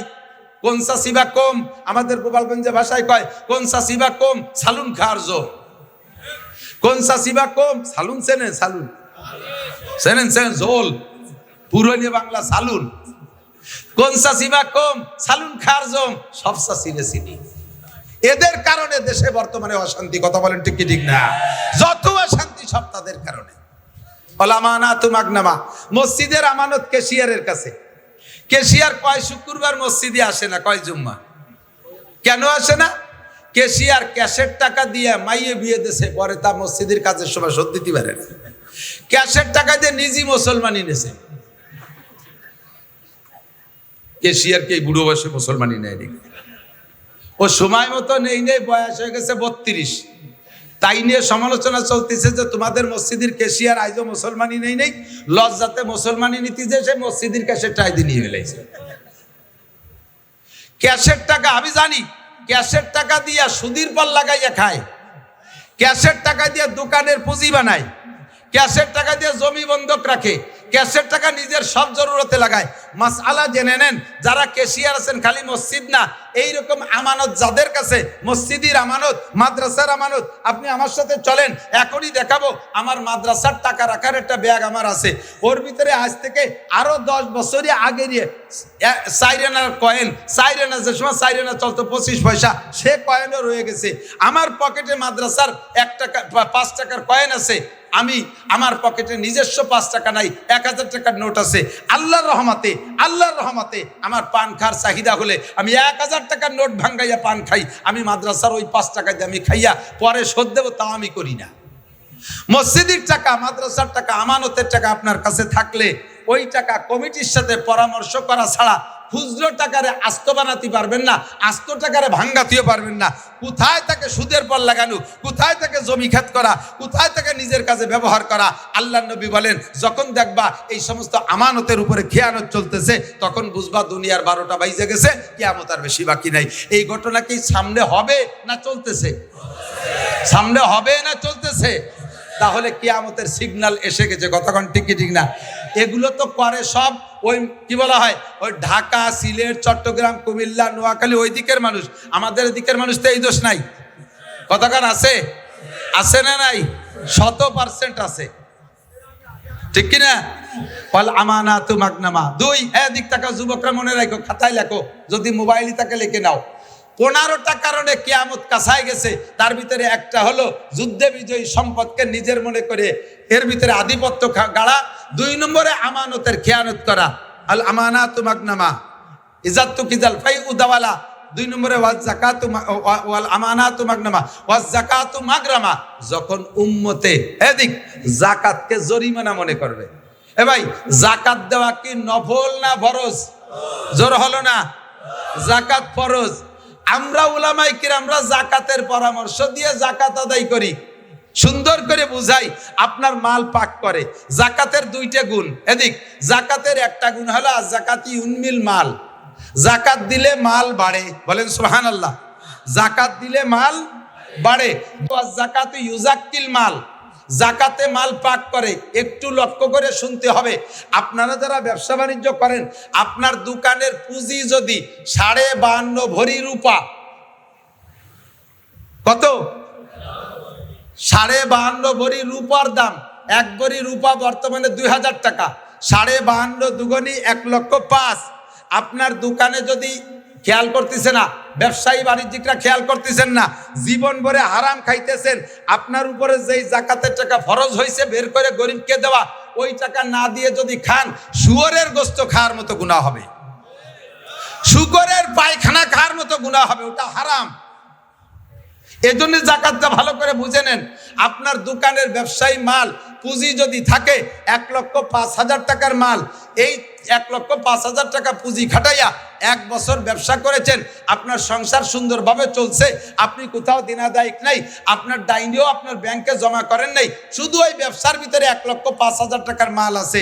আপনি বছরের শেষে যাইয়া 365 দিনে আপনি ব্যবহার করবেন, 66তম দিন যাইয়া ওর থেকে 40 ভাগের 1 ভাগ, 40 ভাগের 1 ভাগ 1,02,500 টাকা, আর 5,000 টাকায় যে কয় টাকা আসে এই কয় টাকা বের করে গরিবকে দেওয়া ফরজ।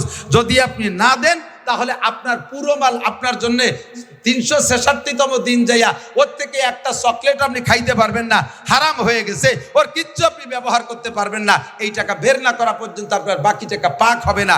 এর জন্য বলে জাকাত ইজাক্কিল মাল, জাকাতে মাল পবিত্র করে দেয়। খুদার কসম জাকাত দেওয়ার অভ্যাস করেন, ইনশাল্লাহ মাল বেড়ে যাবে। বিশ্বাস হয়? আল্লাহ যদি মাল দেয় তাহলে জাকাত দেবেন কারা কারা? আল্লাহকে একটু হাত দেখান তো।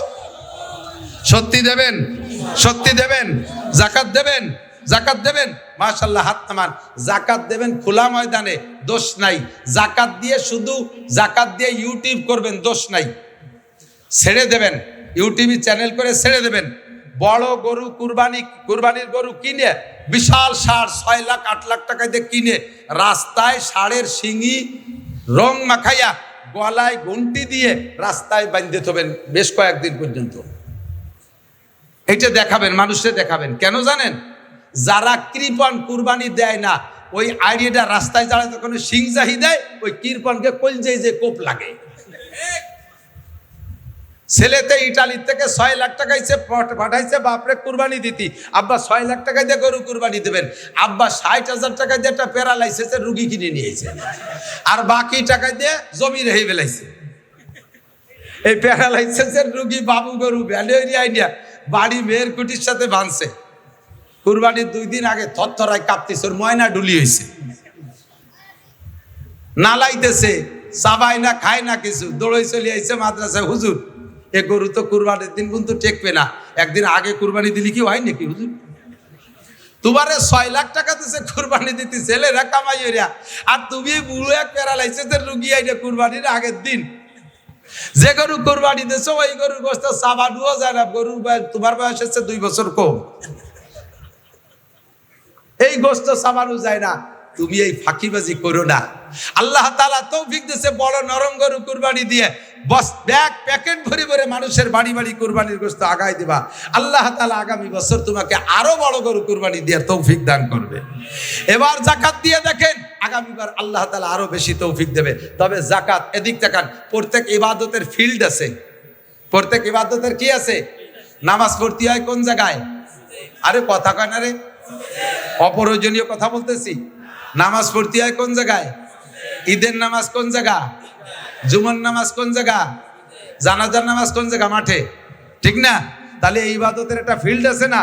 হজ করতে হয় কোন জায়গা? মক্কায়। উমরা করতে হয় কোন জায়গা? মক্কায়, ঠিক না? তাহলে এই সব ইবাদতের ফিল্ড আছে। তাহলে জাকাতেরটা ইবাদত, এরও ফিল্ড আছে। এর ফিল্ড কি? আপনার বাড়ি এই জাকাতের মাল নিয়ে বসে থাকবেন, আর গরিব গুরাবা এসে লাইন দিয়ে এই জাকাতের মাল নিতে আসবে, হাতেরতে বাচ্চা পড়ে যে পাড়া খেয়ে মরিয়ে যাবে। আপনি এই গুনাই তো কভার করতে পারবেন না। জাকাতের ফিল্ড হলো, আল্লাহ তাআলা যদি তৌফিক দেয় তাহলে জাকাতের মাল প্রত্যেক গরিবের বাড়ি বাড়ি যে আগায় দিয়ে আসবেন। প্রত্যেক গরিবের বাড়ি বাড়ি যে আগায় দিয়ে আসবেন। নির্বাচনের সময় স্লোগান দেন, অথচ কাজের সময় নাই। বোতল ভার পরিচয় গরিব দুঃখীর দরজায়, বোতল ভার পরিচয় গরিব দুঃখীর দরজায়। ওই গরিব দুঃখীর দরজায় ভোটের পরে তো তুমি গরিব দুঃখীর বাড়িই চেনো না। কতক্ষণ ঠিক কি ঠিক না? জাকাত দেবেন ফিল্ডে যাইয়া, প্রত্যেকের বাড়ি বাড়ি যে পৌঁছাই দিয়ে আসবেন জাকাত, তাহলে জাকাতের সঠিক হক আদায় হবে। এই কথাগুলো যে বলতেছি, কয় যে এটা হলো হুজুরকে একটু কামাই করার একটা পথ। এই হুজুর আমার সম্পত্তি আমি যে খুশি বা যেভাবে খুশি ব্যবহার করব, উনি এতভাবে পাম্পট্টি দিয়ে নেবে কে? এটা আমাকে উপরে একটা জরিমানা ধরতেছে। আল্লাহ নবী বলেন জাকাতু মাগরামা, জাকাতরে জরিমানা মনে করবে। আবার দেবে যাইয়ে কি? লাস্টে রমজান মাসে দেয়। এই 3 সিজনে আগে দিত রমজান মাসে শুধু শাড়ি আর লুঙ্গি, আর এদানিং শীতকালে কম্বল দেয়। এদিক দেয় নাকি কম্বল? কম্বল দেয়। 5,000 7,000 টাকা দামের কম্বল দেয় না জাকাতে? একটা কম্বলের দাম 7,000, 60 টাকা। কথা কন না কে?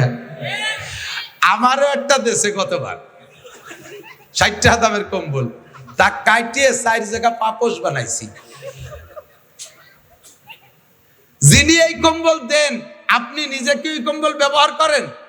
কয় যে না, আমরা তাইওয়ান থেকে নিয়ে এসেছি 14,000 টাকা দাম একটা কম্বল।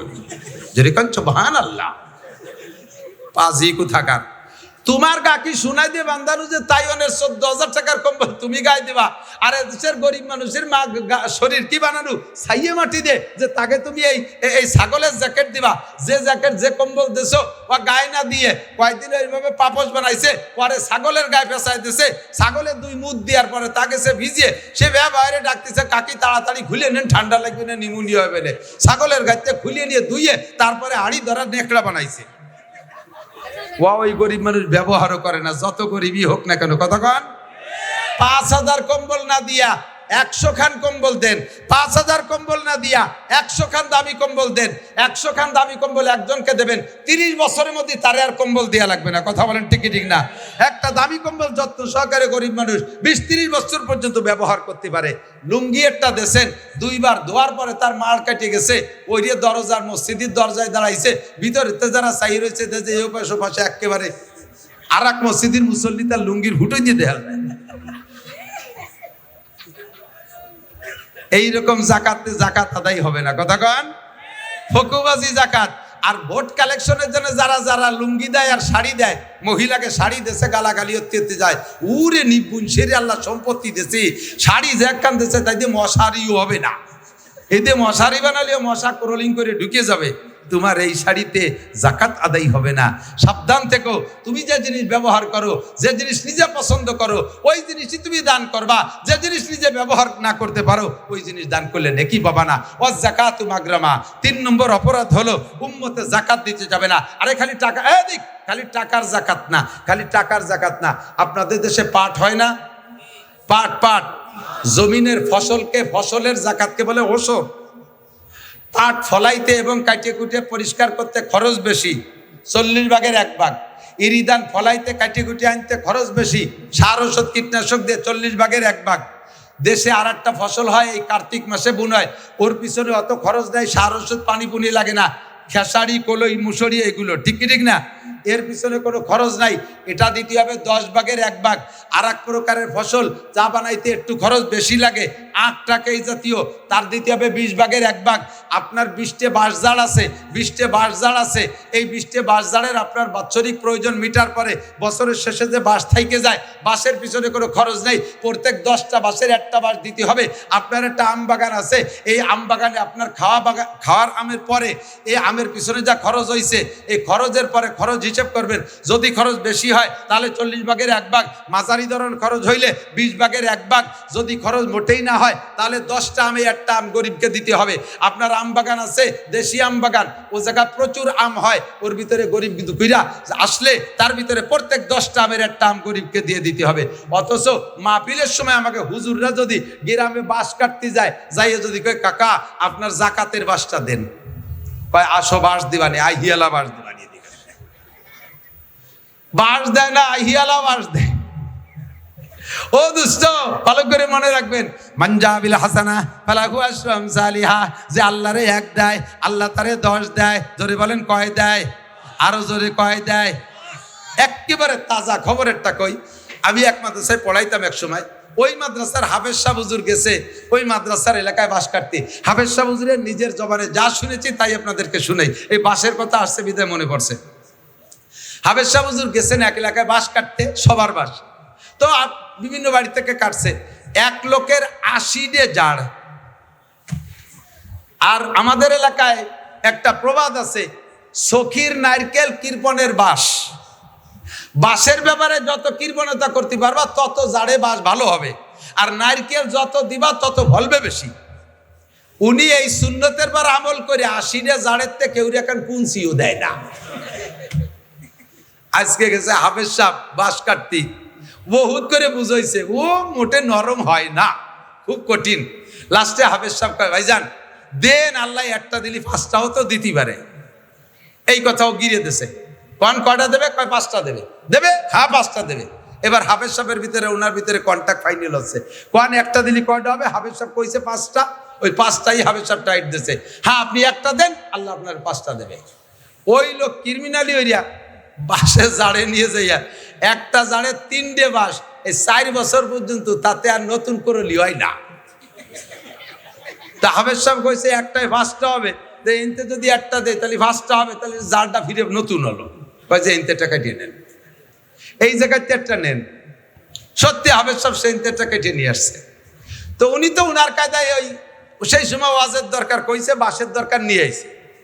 তো ওই লোক গিরিয়ে দিয়ে রাখছে একটাই 5টা হবে, দেখি কোন জাড়ে 5টা হয়। আর যে জাড়েতে দিছি দেখি ওই জাড়ে হয় নাকি। আল্লাহর এমন কুদরত, 3-4 বছর করলি হয় না, 3 বাঁশ নিয়ে খাড়াই রয়েছে। এই বছর সেই জাড়ে 5টা করলি বেরোছে। করলি বোঝেন তো, বাঁশের চারা, এই 5টা বের হয়েছে। যত্ন সহকারে 5টা বাঁশ রেখে ওই চির মোটা মোটা, কায়দা মতো মোটা, সুবরি গাছের মতো একটা মোটা। পরের বছর হাফেজ সাহেব বাঁশ কাটতে যে ওই বাড়ির ধারে যে আবার ডাক দিছে, ভাইজান বাড়ি আসছেন নাকি? মাদ্রাসার বাঁশ কাটতে আইছি। হাফেজ সাহেবের তার মনে নাই যে ওই বাড়ি এই 5 বাঁশের কন্ট্যাক্ট করিয়ে আইছিল। হাফেজ সাহেবের আওয়াজ পাইয়া ওই লোক ঘরের ভিতর থেকে কুড়াল নিয়ে বার হইছে। বেরোনোর সাথে সাথে ছেলেরা কয় যে হুজুর হয়েছে সেই লোক। কি যেন হয়েছে, আপনি গতবার 5 বাঁশের কথা কইছেন, মনে হয় তা হই নেই, দিবেন আজকে বাঁশ কায়দা মতো দিবেন। এই ছেলেরাও ভয়তে দৌড় মারছে, হাফেজ সাহেব গুড়ি পায় পিছে। ও লোক টের পাইছে যে ভয় পাচ্ছে, কয় হুজুর কি খবর, চলে যান, কে বাঁশ নেবেন না? আইছিলাম, এলাই গেছে কথা। হুজুর ভয় নাই, এদিক আসেন, ভয় নাই এদিক আসেন, আগে আল্লাহর কুদরত দেখে যান। আমি আল্লাহর কুদরত চোখ দিয়ে দেখেছি। আমার সেই জাড়ে আপনি বলছেন আল্লাহ 5টা দেয়, একটা দিলি, এই দেখেন সেই 5টা এই যে। আমার বিশ্বাস হয়েছে। আপনি যদি ওই সময় বলতেন যে আল্লাহ 1-এ 10 দেয়, তাহলে আমার এই জাড়ে 10টা বাঁশই হইতো। আমি যদি একটা দিলি আল্লাহ 5টা দেয়, আমার 80 জাড়ের থেকে 80 বাঁশ নেবেন আজকে। কন্যা সুবহানাল্লাহ। 80টা জাড়ের থেকে 80টা বাঁশ নেবেন, তাহলে 80টা নিয়ে গেলে 5-8 40, 400 থেকে 80টা আপনারা নিলেন, আমার থাকবে আরো 320টা। তাহলে আমি দেয়াতে আমার লস কি? আয-যাকাতু ইউনমিল মাল। আল্লাহর কসম, আপনি ইয়াকিন রাখেন, যাকাতে মাল বাড়ায়, ওশরে মাল বাড়ায়। আমরা যখন এগুলো বন্ধ করে দিয়েছি, আল্লাহ পাক রব্বুল আলামিন নিজ হাতে নিয়ে নেয়, ইরিদান মাঠের থেকে নিয়ে নেয়, বাঁশের করলির মাথা ভেঙে যায়। আম গাছে কি পরিমাণ মুকুল হয়, অথচ জালি হয় কম। লাস্টে যে টিকতি যে কটা টেকে, তা আবার আমপান, ফানি, নার্গিস, আইলা, বুলবুল দিয়ে পাড়ই ধুলোই সব সাফ করে দেয়। লাস্টে যে কটা গাছে থাকে, তার ভিতরে আবার ইঞ্জিনিয়ার যে বসে দেয়। খাওয়ার কোনো কায়দা নাই।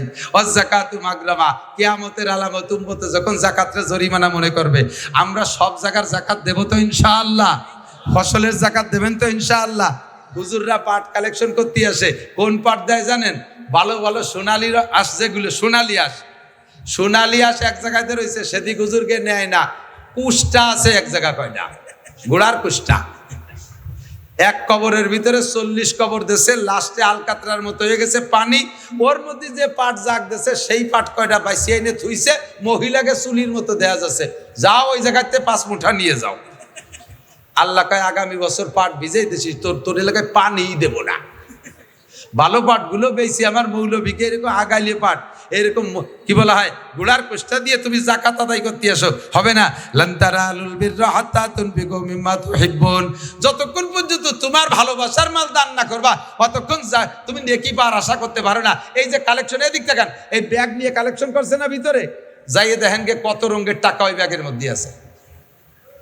আমি এর খবর জানি, মাঝে মাঝে কোনো কোনো এলাকায় বক্তারা এগুলো জানে। রাজবাড়ি এলাকার মাহফিলি গেলে এই মাঠে যা কালেকশন হয় ওরা গোনে না, ওই ব্যাগ ধরে হুজুরে দিয়ে দেয় যে হুজুর আপনি বাড়িতে গুনি দেন গে। এইরকম ছিঁড়া টাকা যে কি পরিমাণ, ফকিরি নেই নাই, বাসালা নেই নাই, খিয়ালা নেই নাই, এ জায়গা গেছে অন্যাসে ছেড়ে দিয়েছে, যাক পকেট সাফ হয়ে যাক এই আলাই বেলাই দিয়ে। আবার নেকির আশা করো, অজাকাতু মাগরামা। 4 নম্বর তো এই আর কথা বলবো না, এদিক থেকে 4 নম্বরে কিয়ামতের আলামত তুল্লিমাল। এই কথা কইস কেন? কি অতুল্লিমা লিগাইরিদ্দিন। মুসলমান দিন শিখতে চাইবে না, জেনারেল শিক্ষার পিছনে সন্তানকে নামাই দিবে। দিন শিক্ষাকে তারা ফকিরি বিদ্যা মনে করবে, অপমানী মনে করবে। ছেলেরে মাদ্রাসায় দিলে অন্য মানুষে তারা ধিক্কার দেয়। দিক থাকান কোনো স্কুলের মাস্টার, কোনো স্কুলের একটা ছাত্র ক্লাস 5-এ স্কলারশিপ পাইছে, ছেলেটা বড় মেধাবী, গড় নাম্বার পেয়ে গেছে 99। ছেলের স্কুলের স্যাররা তাকে দিয়ে বড় আশা করে, এই নাম্বার শুনে আত্মীয়স্বজন সবাই তাকে দিয়ে আশা করে। ছেলের আব্বা নিয়ত করেছে আমার ছেলেরে মাদ্রাসায় দেব। দিক থাকান মাদ্রাসায় দেন আপনারা ছেলেদেরকে। কোনটা দেন মাদ্রাসায়? যেটা একেবারে আকড়াই বাকড়াই উড়িয়ে বাদামিয়ে আসুচা আপাও দুয়া বুনো বাদামিয়া বিয়াদবের গুরু, দেশের ওর স্যাঙ্গা ঠেলায় দেশে আম থায় না, পরের মুরগি চুরিয়ে রেখায়, কেউ তার সাথে না পারিয়া প্রাইভেট মাস্টারে মারছে, প্রাইমারির মাস্টারে মারছে, ওকে কয় বা বেটারে বাইরে দূরিয়ে সেইটি হয়েছে সবচাইতে বদমাইশ, সেইটি রেনি মাঝে হুজুর এটির হক্কানি হুজুর বানাই দিয়েন।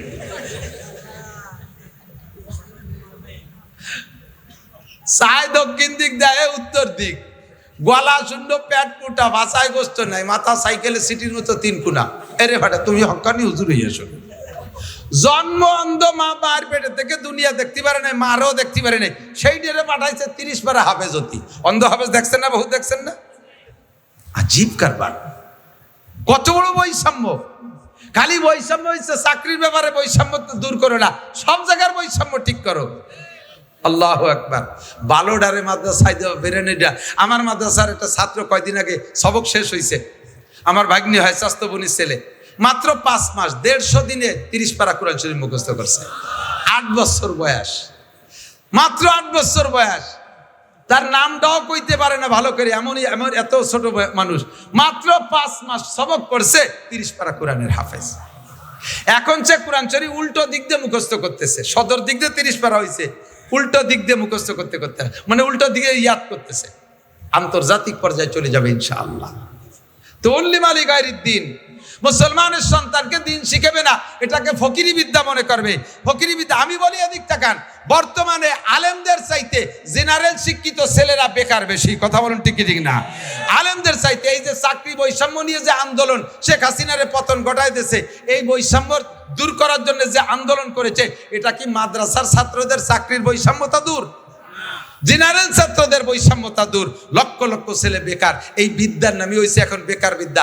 আমার কোনো মৌলবী আল্লাহর রহমতে বেকার নাই, খাইয়ে দিয়ে বেশ তেল কই আছে। মসজিদের ইমামতি হরে 30 বাড়ি খাবার, ডেলি এক বাড়ি খায়, যে বাড়ি যায় সেই বাড়ি ভালো খাবার। খাতি খাতি আমার মতো শূন্য মৌলবী মরাদারে পানি পাইয়ে 3 মাসের মধ্যে ভুলি একেবারে পেট লাগল পায় না, কদ্দূর চলে গেছে। আবার এই মহল্লা বইরে সব Italy, France, Japan, German, Saudi Arab থাকে। হুজুরির কোনো পোশাক কিনে ব্যবহার করা লাগে না। ঈদের সময় তার 14 গোষ্ঠীর পোশাক মহল্লার মুসল্লিরা দিয়ে দেয়। আল্লাহর রহমতে কুরবানির সময় দিয়ে দেয়। ঈদানের সময় 60 মণ আলাদা কালেকশন করে দেয়। রমজান মাসে 1 লাখ টাকা আলাদা কালেকশন করে দিয়ে দেয়। আল্লাহর রহমতে খেয়ে দে বেশ সুন্দর আছে। অথচ এই বিদ্যারে বানাইছে ফকিরি বিদ্যা। এই মনে করে ছেলে মেয়েদেরকে জেনারেল পড়ায়, মাদ্রাসায় পড়াবে না। এর নাম হলো কিয়ামতের আলামত। 4 নম্বর তুল্লিমা লিগাইরিদ্দিন ও আতার রজুলুম কিয়ামতের আগে এমন হবে, ছেলেরা, পুরুষরা তার স্ত্রীর ভক্ত হবে। স্ত্রী যা বলবে তাই শুনবে। সে যেটা বাজার করতে বলবে, বলতে দেরি আনতে দেরি নেই। সে শুধু গুনগুনি করতে যে দেরি, যেখানে পাক সেখান থেকে নিয়ে আসবে। আর মা একখান কাপড়ের জন্য বছর বেড়ে গ্যাঙ্গায় মারে ধমক দিয়ে কয়, খালি কি আমি তোমার ছেলে, আর নাই তাকে কইতে পারো না? কথা বলেন, এই ঘটনা চলছে কি চলছে না? এই ঘটনা চলছে কি চলছে না? এটা হবে না হচ্ছে, এটা হবে না হচ্ছে। সব জায়গা মহিলাদের মাতুব্বারি।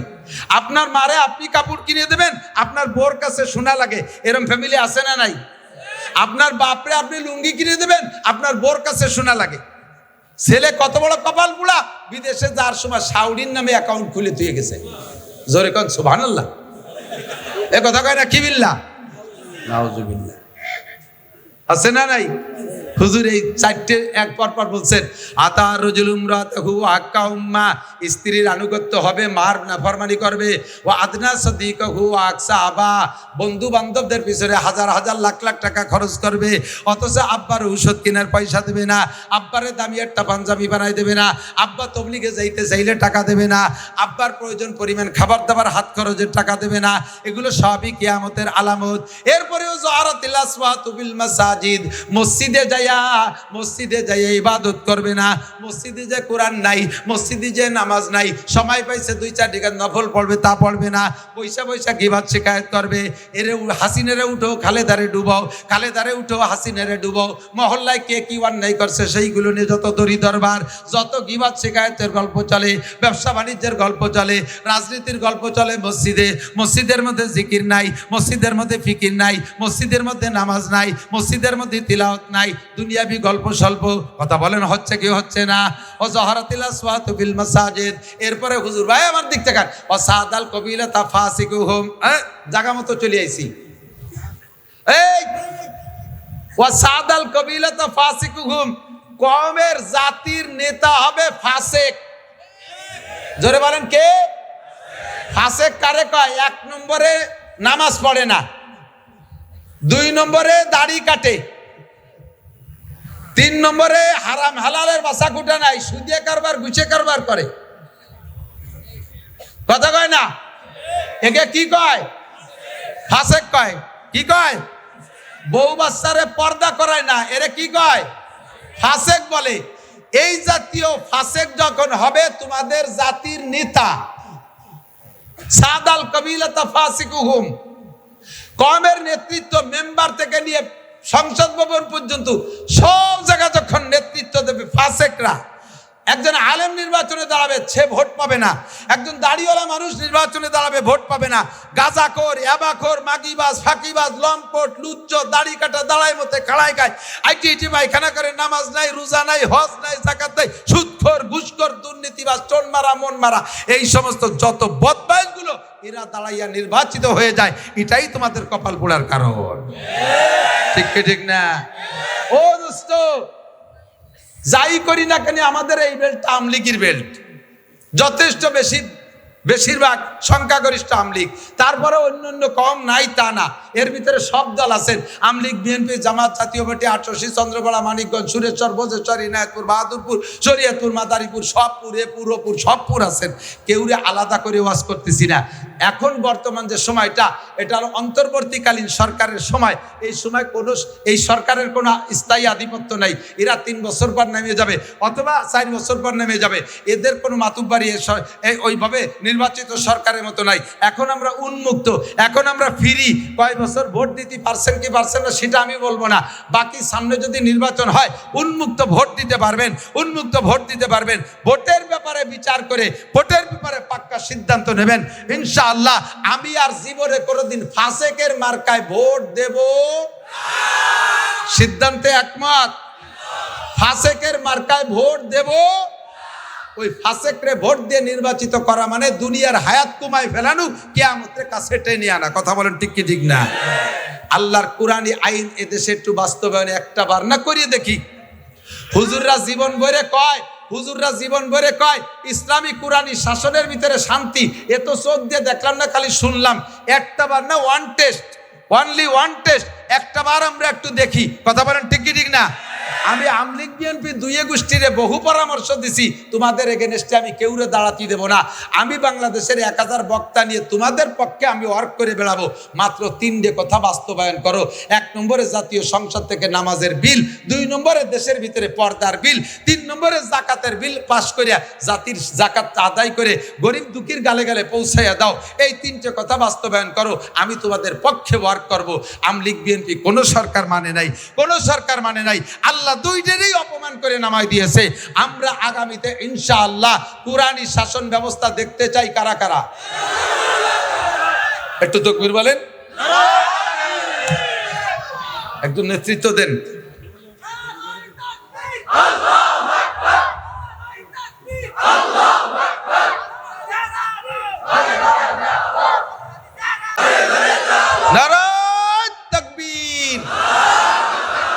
মনের থেকে হাত উঠাইছেন? মনের থেকে হাত উঠাইছেন? কুরআনী শাসন যদি আমলিগালারা করার সিদ্ধান্ত নিয়ে আসে তাহলে তারা ভোট পাবে। বিএনপিওয়ালা যদি আসে তারে দেব, যে আসবে তারে দেব। আমাদের কোনো দল খাস করে আমি নাম কই নাই, কতক্ষণ ঠিক না?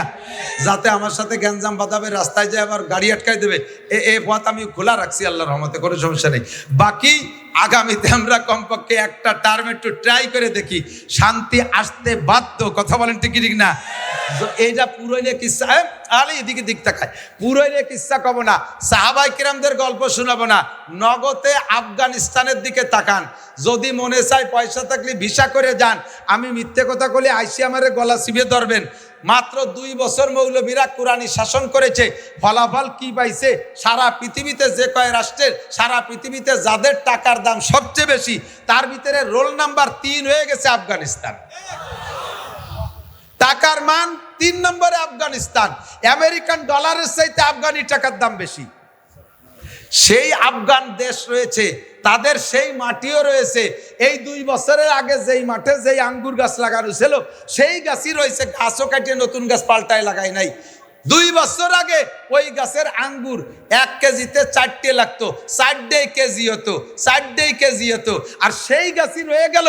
কুরআনী শাসন আসার সাথে সাথে সেই গাছের আঙ্গুর এখন কোনো আঙ্গুর, কোনো আঙ্গুর বলছি কি বলে, আনার, কোনো আনার এমন হয়েছে যে 4 ছিল আগে, কেজিতে 4টে লাগতো, এখন 1 কেজিতে একটাই 1 কেজি, অথবা কোনো একটাই 1.5 কেজি, কোনো একটাই 2 কেজিও হচ্ছে। গাছ সেই, মাটি সেই, মাত্র শাসন ব্যবস্থা পাল্টে আল্লাহ তাআলা বরকত দেশে ওয়াদা কার? ফাসাদাল কবিলাতা ফাসিকুহুম, যখন তোমাদের কওমের নেতা হবে ফাসিক, ওয়াসাদাল কবিলাতা ফাসিকুহুম ওয়া কানা জাইমুল কওমে আরজালাহুম। কিয়ামত 12টা, কিয়ামতের হায়াত কি বলা হয়, দুনিয়ার 12টা বাইজে গেছে, কিয়ামত কাছায় গেছে। আর একটা আলামত হুজুর বলেন, যখন দেখবা ওয়াসাদাল কবিলাতা ফাসিকুহুম ওয়া কানা জাইমুল কওমে আরজালাহুম, সমাজের ভিতরে সবচেয়ে নিকৃষ্ট ছিল আজ থেকে 10 বছর আগে ওরে কেউ কামলা কিষণও নিত না। কত এই পাইছো রে, যদি কামলা নাও তাহলে তোমাকে খেতে কাজ করবে না, কারণ ওর বগলে গন্ধ, গালে গন্ধ, ওর কান্দে পুষ পড়ে, ও বাতাসের ওজনে কাজ করলে এবার বাটিতে কাজ করা যায় না। এত নিচু মানের যে তারে কামলাও নেয় না।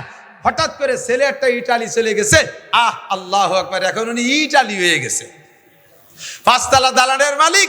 এই মূর্খ অশিক্ষিত আইসো পাইছো, এরা হয়েছে সমাজের মাতুব্বার। হয়েছে কি হয় নাই? কথা বলেন, হয়েছে কি হয় নাই? এটাও কিয়ামতের আলামত। শিক্ষিত মানুষের মাথায় ওঠো, শিক্ষিত মানুষের পায়ের নিচে যাও। এই জাতীয় মূর্খরে মাথায় উঠোই না, সমাজটা ধ্বংস হয়ে যাবে, অধপতনে চলে যাবে। হুজুর বলেন কিয়ামতের আলামত। আর একটা যা আজীব কইলে হুজুর কিভাবে টের পাইলেন 1500 বছর আগে যে এই ঘটনা এখন ঘটবে, সেটা হলো ওয়া উকরিমার রাজুলু মাখাফাতা শাররিহি, সম্মান পাওয়ার যোগ্য না, ছাত্র হওয়ার যোগ্য, সম্মান পাওয়ার যোগ্য না। এই সমস্ত মানুষকে সম্মান করা লাগবে তার ক্ষতির ভয়ে। বোঝেন নাই কথা? মানুষকে সম্মান করা হবে তার ক্ষতির ভয়ে। আসলে সম্মান পাওয়ার বয়স হয় নাই, সম্মান পাওয়ার সাইজ না, সম্মান পাওয়ার যোগ্য না, সম্মান পাওয়ার মতো তার ভিতরে যোগ্যতা নাই।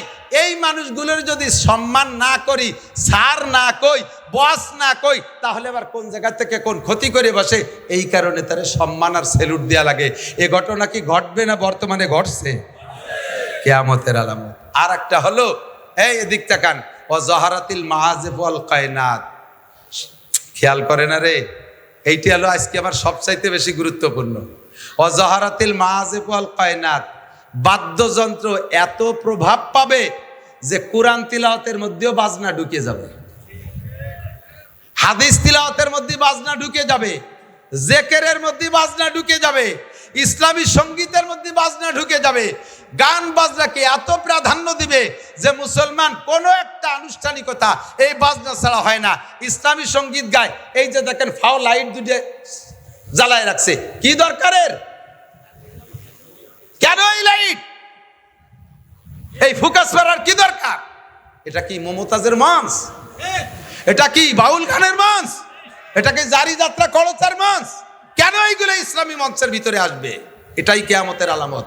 দুনিয়াকে ধ্বংস আপনারা করছেন না, দুনিয়ারে ধ্বংস আমরা করতেছি। পুনরায় যদি এগুলো আমি কোনোদিন দেখি, আমি স্টেজ থেকে চলে যাবো, আমি আর উঠবো না। আজকে কথাগুলো বলার জন্যই মাত্র অপেক্ষা করছি, বসে রয়েছি। আমার খুবই খারাপ লাগে, সাহাবায়ে কিরাম ইসলামী সঙ্গীত গায় নাই, স্টেজে গান গায় নাই। আবু হানিফা, শাফি, আহমদ, মালিক গায় নাই। বুখারী, মুসলিম, তিরমিজি আলা গান গায় নাই। শামসুল হক ফরিদপুরি, মোহাম্মদুল্লাহ হাফেজি, সরমুনার ফজলুল করিম পীর সাহেব, কেউ গাওয়াদের ভিতরে গান গায় নাই। এ সমস্ত জায়গায় এগুলো কেন হতে হবে? একটুও ভালো লাগে না, একটুও ভালো লাগে না।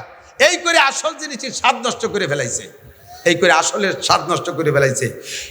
প্লাস্টিকের প্রভাবে তামা, পিতল, কাঁসা শেষ হয়ে গেছে। তারপরে সিটি গোল্ডের প্রভাবে স্বর্ণের দাম শেষ হয়ে গেছে। কথা ঠিক ঠিক না? অজহারাতিল মাযিফুল কায়নাত, বিয়ের অনুষ্ঠান বক্স ডেক্স বাজাইতেই হবে। মুসলমান এই মাদারীপুর এলাকায় মানুষ প্রত্যেক ঘরে ঘরে মোটা মোটা বিদেশে, ছেলেরা বিদেশে থেকে টাকা পাঠায়, সেই টাকা দিয়ে বাড়ি আসার পরে তার আবার বিয়ের অনুষ্ঠান। কয়েকদিন পর্যন্ত বক্স ডেক্স বাজাও, যেই বিয়ের ভিতরে বাজনা, গান বাজনা, ড্যান্স করা হবে, ওই বিয়ের ভিতরে খোদার বরকত নাই, আল্লাহর বরকত নাই। ওই বিয়ের ভিতরে অসুবিধা আছে, তুই বউ দিয়ে বাড়ি চলে যাবি, আল্লাহ বাসালি তোর বউ চিল্লেই চলে যাবে, 3-4 চিল্লে হারাই তবে খুঁজিও বুঝবে না কোনো জায়গা। কারণ ওই বিয়ের ভিতরে আকাম করেছি, আড়াই না, কতক্ষণ আড়াই না, কিরা তালাশ করে দিতে যাবে, আমি কত দরকার কই দিয়ে গেলাম। শেষে আমার কত ফোন দেয়, আরে এই এলাকার মনে হয় 50টা ছেলের ইটালির নাম্বার আমার কাছে, ফিরাই ফোন দেয় আমার সাথে, বহুত পীড়িত আমার কাছে সাথে। আমার মাদ্রাসায় টাকা দেয়, মাঝে মাঝে প্যান প্যান, হুজুর হুজুর একে কান্দিস কে, হুজুর বিয়ে হয়ে তুইছি, আমার বউরে আমার দুলোভাই নিয়ে গেছে। সাড়ে শয়তান কোথাকার। এই আকামের ভিতরে পড়ে যাওয়া, বিপদের প্রতি পড়ে যাওয়া যদি ওই আকাম করো। আমরা এলাকায় যুবকরা, আমি যুব সংগঠন চাই, যুবকদের একটা কমিটি গঠন হতে হবে। আমাদের এই এলাকায় বিয়ে, মুসলমানি, বউ ভাত, কোন মুসলিম অনুষ্ঠানে আমরা বক্স ডেক্স মাইক বাজাবো? অন্তর থেকে বলেন বাজাবো। এর প্রতিহত করার জন্য কারা কারা প্রস্তুত আছেন? আল্লাহ পাক তৌফিক দান করে, বলেন আমিন। আমাদের প্রোগ্রামগুলোর ভিতরে আল্লাহ বরকত দান করুন। এরপরে অসুরি বাতিল খুমুর 14 নম্বরেই কিয়ামতের আলামতের 14 নম্বর হলো মদ, গাঁজা, ইয়াবা, ফেনসিডিল অ্যাভেলেবেল হয়ে যাবে। আগে পলায় পলায় পাট বাগানের মধ্যে কিনা বেচা হতো, এখন সাধারণ দোকানেও চলে আইছে, বাড়ি বাড়ি কিনা বেচা হয়। এ চলছে কি চলছে না? কথা বলেন। মদ, গাঁজা, ইয়াবা, ফেনসিডিল, হুজুর বলেন এই মাদক চলবে খুব বেশি। 15 নম্বর হলো ওয়ালা আনা আকিরু হাজিল উম্মতে আউয়ালাহা, আর এই শেষকালে কিছু কিছু পাঙ্কু, খেয়াল করে না, এটা আরো জরুরি, এদিক তাকান। একটু স্কুল কলেজে লেখাপড়া করে 2-4 চটি বই মুখস্থ করিয়া বা পড়িয়া, আর চ্যানেলের 2-3 হুজুরির ওয়াজ শুনে বড় বড় আলেমদেরকে সমালোচনা করবে। আবু হানিফা কিচ্ছু জানতো না, বরঞ্চ আবু হানিফা মুশরিক ছিল। ইমাম শাফি, আহমদ, মালিক লেখাপড়া জানতো না। উরা কয় বাবাটা খেলে লেখাপড়া জানে, কোরআন শরীফটাও শুদ্ধ করে পড়তে পারে না। 2 চটি বই পড়িয়ে একেবারে বিশাল বড় আলেম হয়ে গেছে। ঘন ঘন কানে হাত দেয়, বুহির পর ছানা বান্ধে, টান টান করে আমিন কয়, পাউখান চেরাইয়ে ফাঁকা করে আর একজনের লাইথতি তালে থায় নামাজের মধ্যে। দেখছেন না এগুলো? দেখছেন না? এরা বড় বড় আলেমদেরকে সমালোচনা করে। সরমুনার পীর সাহেবের নামাজ হয় না, সদর সাহেবের নামাজ মারা গেছে, আহমদ শফি সাহেবেরও নামাজ হয় নেই, নামাজ খালি ওকে কয় বাপ বেটার হয়, লেখাপড়া উরাই জানে। এইগুলো সব কিয়ামতের আলামত। পারলি একটু সামনে আয়, খাতা কলম নিয়ে আয়, ক্লাসে একটু বয়, কোরআন বই একটু পড়াই দেই, হাদিস কোরআন কাকে কয় একটু বুঝোই ছাড়িয়ে দেই। ওই যে ছোটি বই পড়িস আর চ্যানেল হুজুরির ওয়াজ শুনিস, তো তোর চ্যানেল হুজুর আজও পাঞ্জাবি পরা শেখে নাই। কতক্ষণ ঠিক ঠিক না? তোর চ্যানেল হুজুর আজও সুন্নতি পোশাক পরা শেখে নাই, উত্তর জিব্বে গলায় ঝুলোই দিয়ে ইসলামী বক্তব্য দেয়। তার বয়ান শোনা হারাম, ফতোয়ার কিতাবে খুঁজে দেখেন উলামায়ে কেরাম বলবে তার বয়ান শোনা জায়েজ নাই। যে সুন্নতের নিজে পাবন্দি করে না, সে সুন্নতের বয়ান করবে। যে কোরআন শরীফ শুদ্ধ করে পড়তে পারে না, তার কোরআন শরীফ তর্জমা করা, তফসির করা জায়েজ নাই। ও দোস্ত, এগুলো সব কিয়ামতের আলামত। যখন এইগুলো শুরু হবে, তখন হুজুর বলেন গরম বাতাস আসবে, ভূমিকম্প হবে, গরম বাতাস। এবছর কি পরিমাণ গরম গেছে, সব কিয়ামতের পূর্বাভাস। ভূমিকম্প হবে, ভূধস হবে, অগ্নিবৃষ্টি হবে, অনাবৃষ্টি হবে, অতিবৃষ্টি হবে, জলোচ্ছ্বাস হবে, একের পর এক আসবে। তসবির সুতো কেটে দিলে দানাগুলো যেমন টপ টপ করে পড়ে, খুদার গজব ওইভাবে আসতে তালে থাকবে, একটাও বাকি নাই। আমরা অন্যায়গুলো নিয়মিত করতেছি, আর খোদার গজবের ধারাবাহিকভাবে আসতেছে। কথা বলুন ঠিক কি ঠিক না? যদি দুনিয়াকে আরো লম্বা হায়াতে বেঁচে আর বাঁচায় রাখতে চান, তাহলে আল্লাহর কাছে দোয়া করি, আল্লাহ তাআলা যেন আমাদেরকে এই সকল অন্যায় থেকে ফিরে থাকার তৌফিক দান করে। সবাই বলি আমিন। ভাষাগত ত্রুটি বিচ্যুতি মার্জনীয়, যা বলেছি শুনেছি, আল্লাহ আমল করা তৌফিক দিক।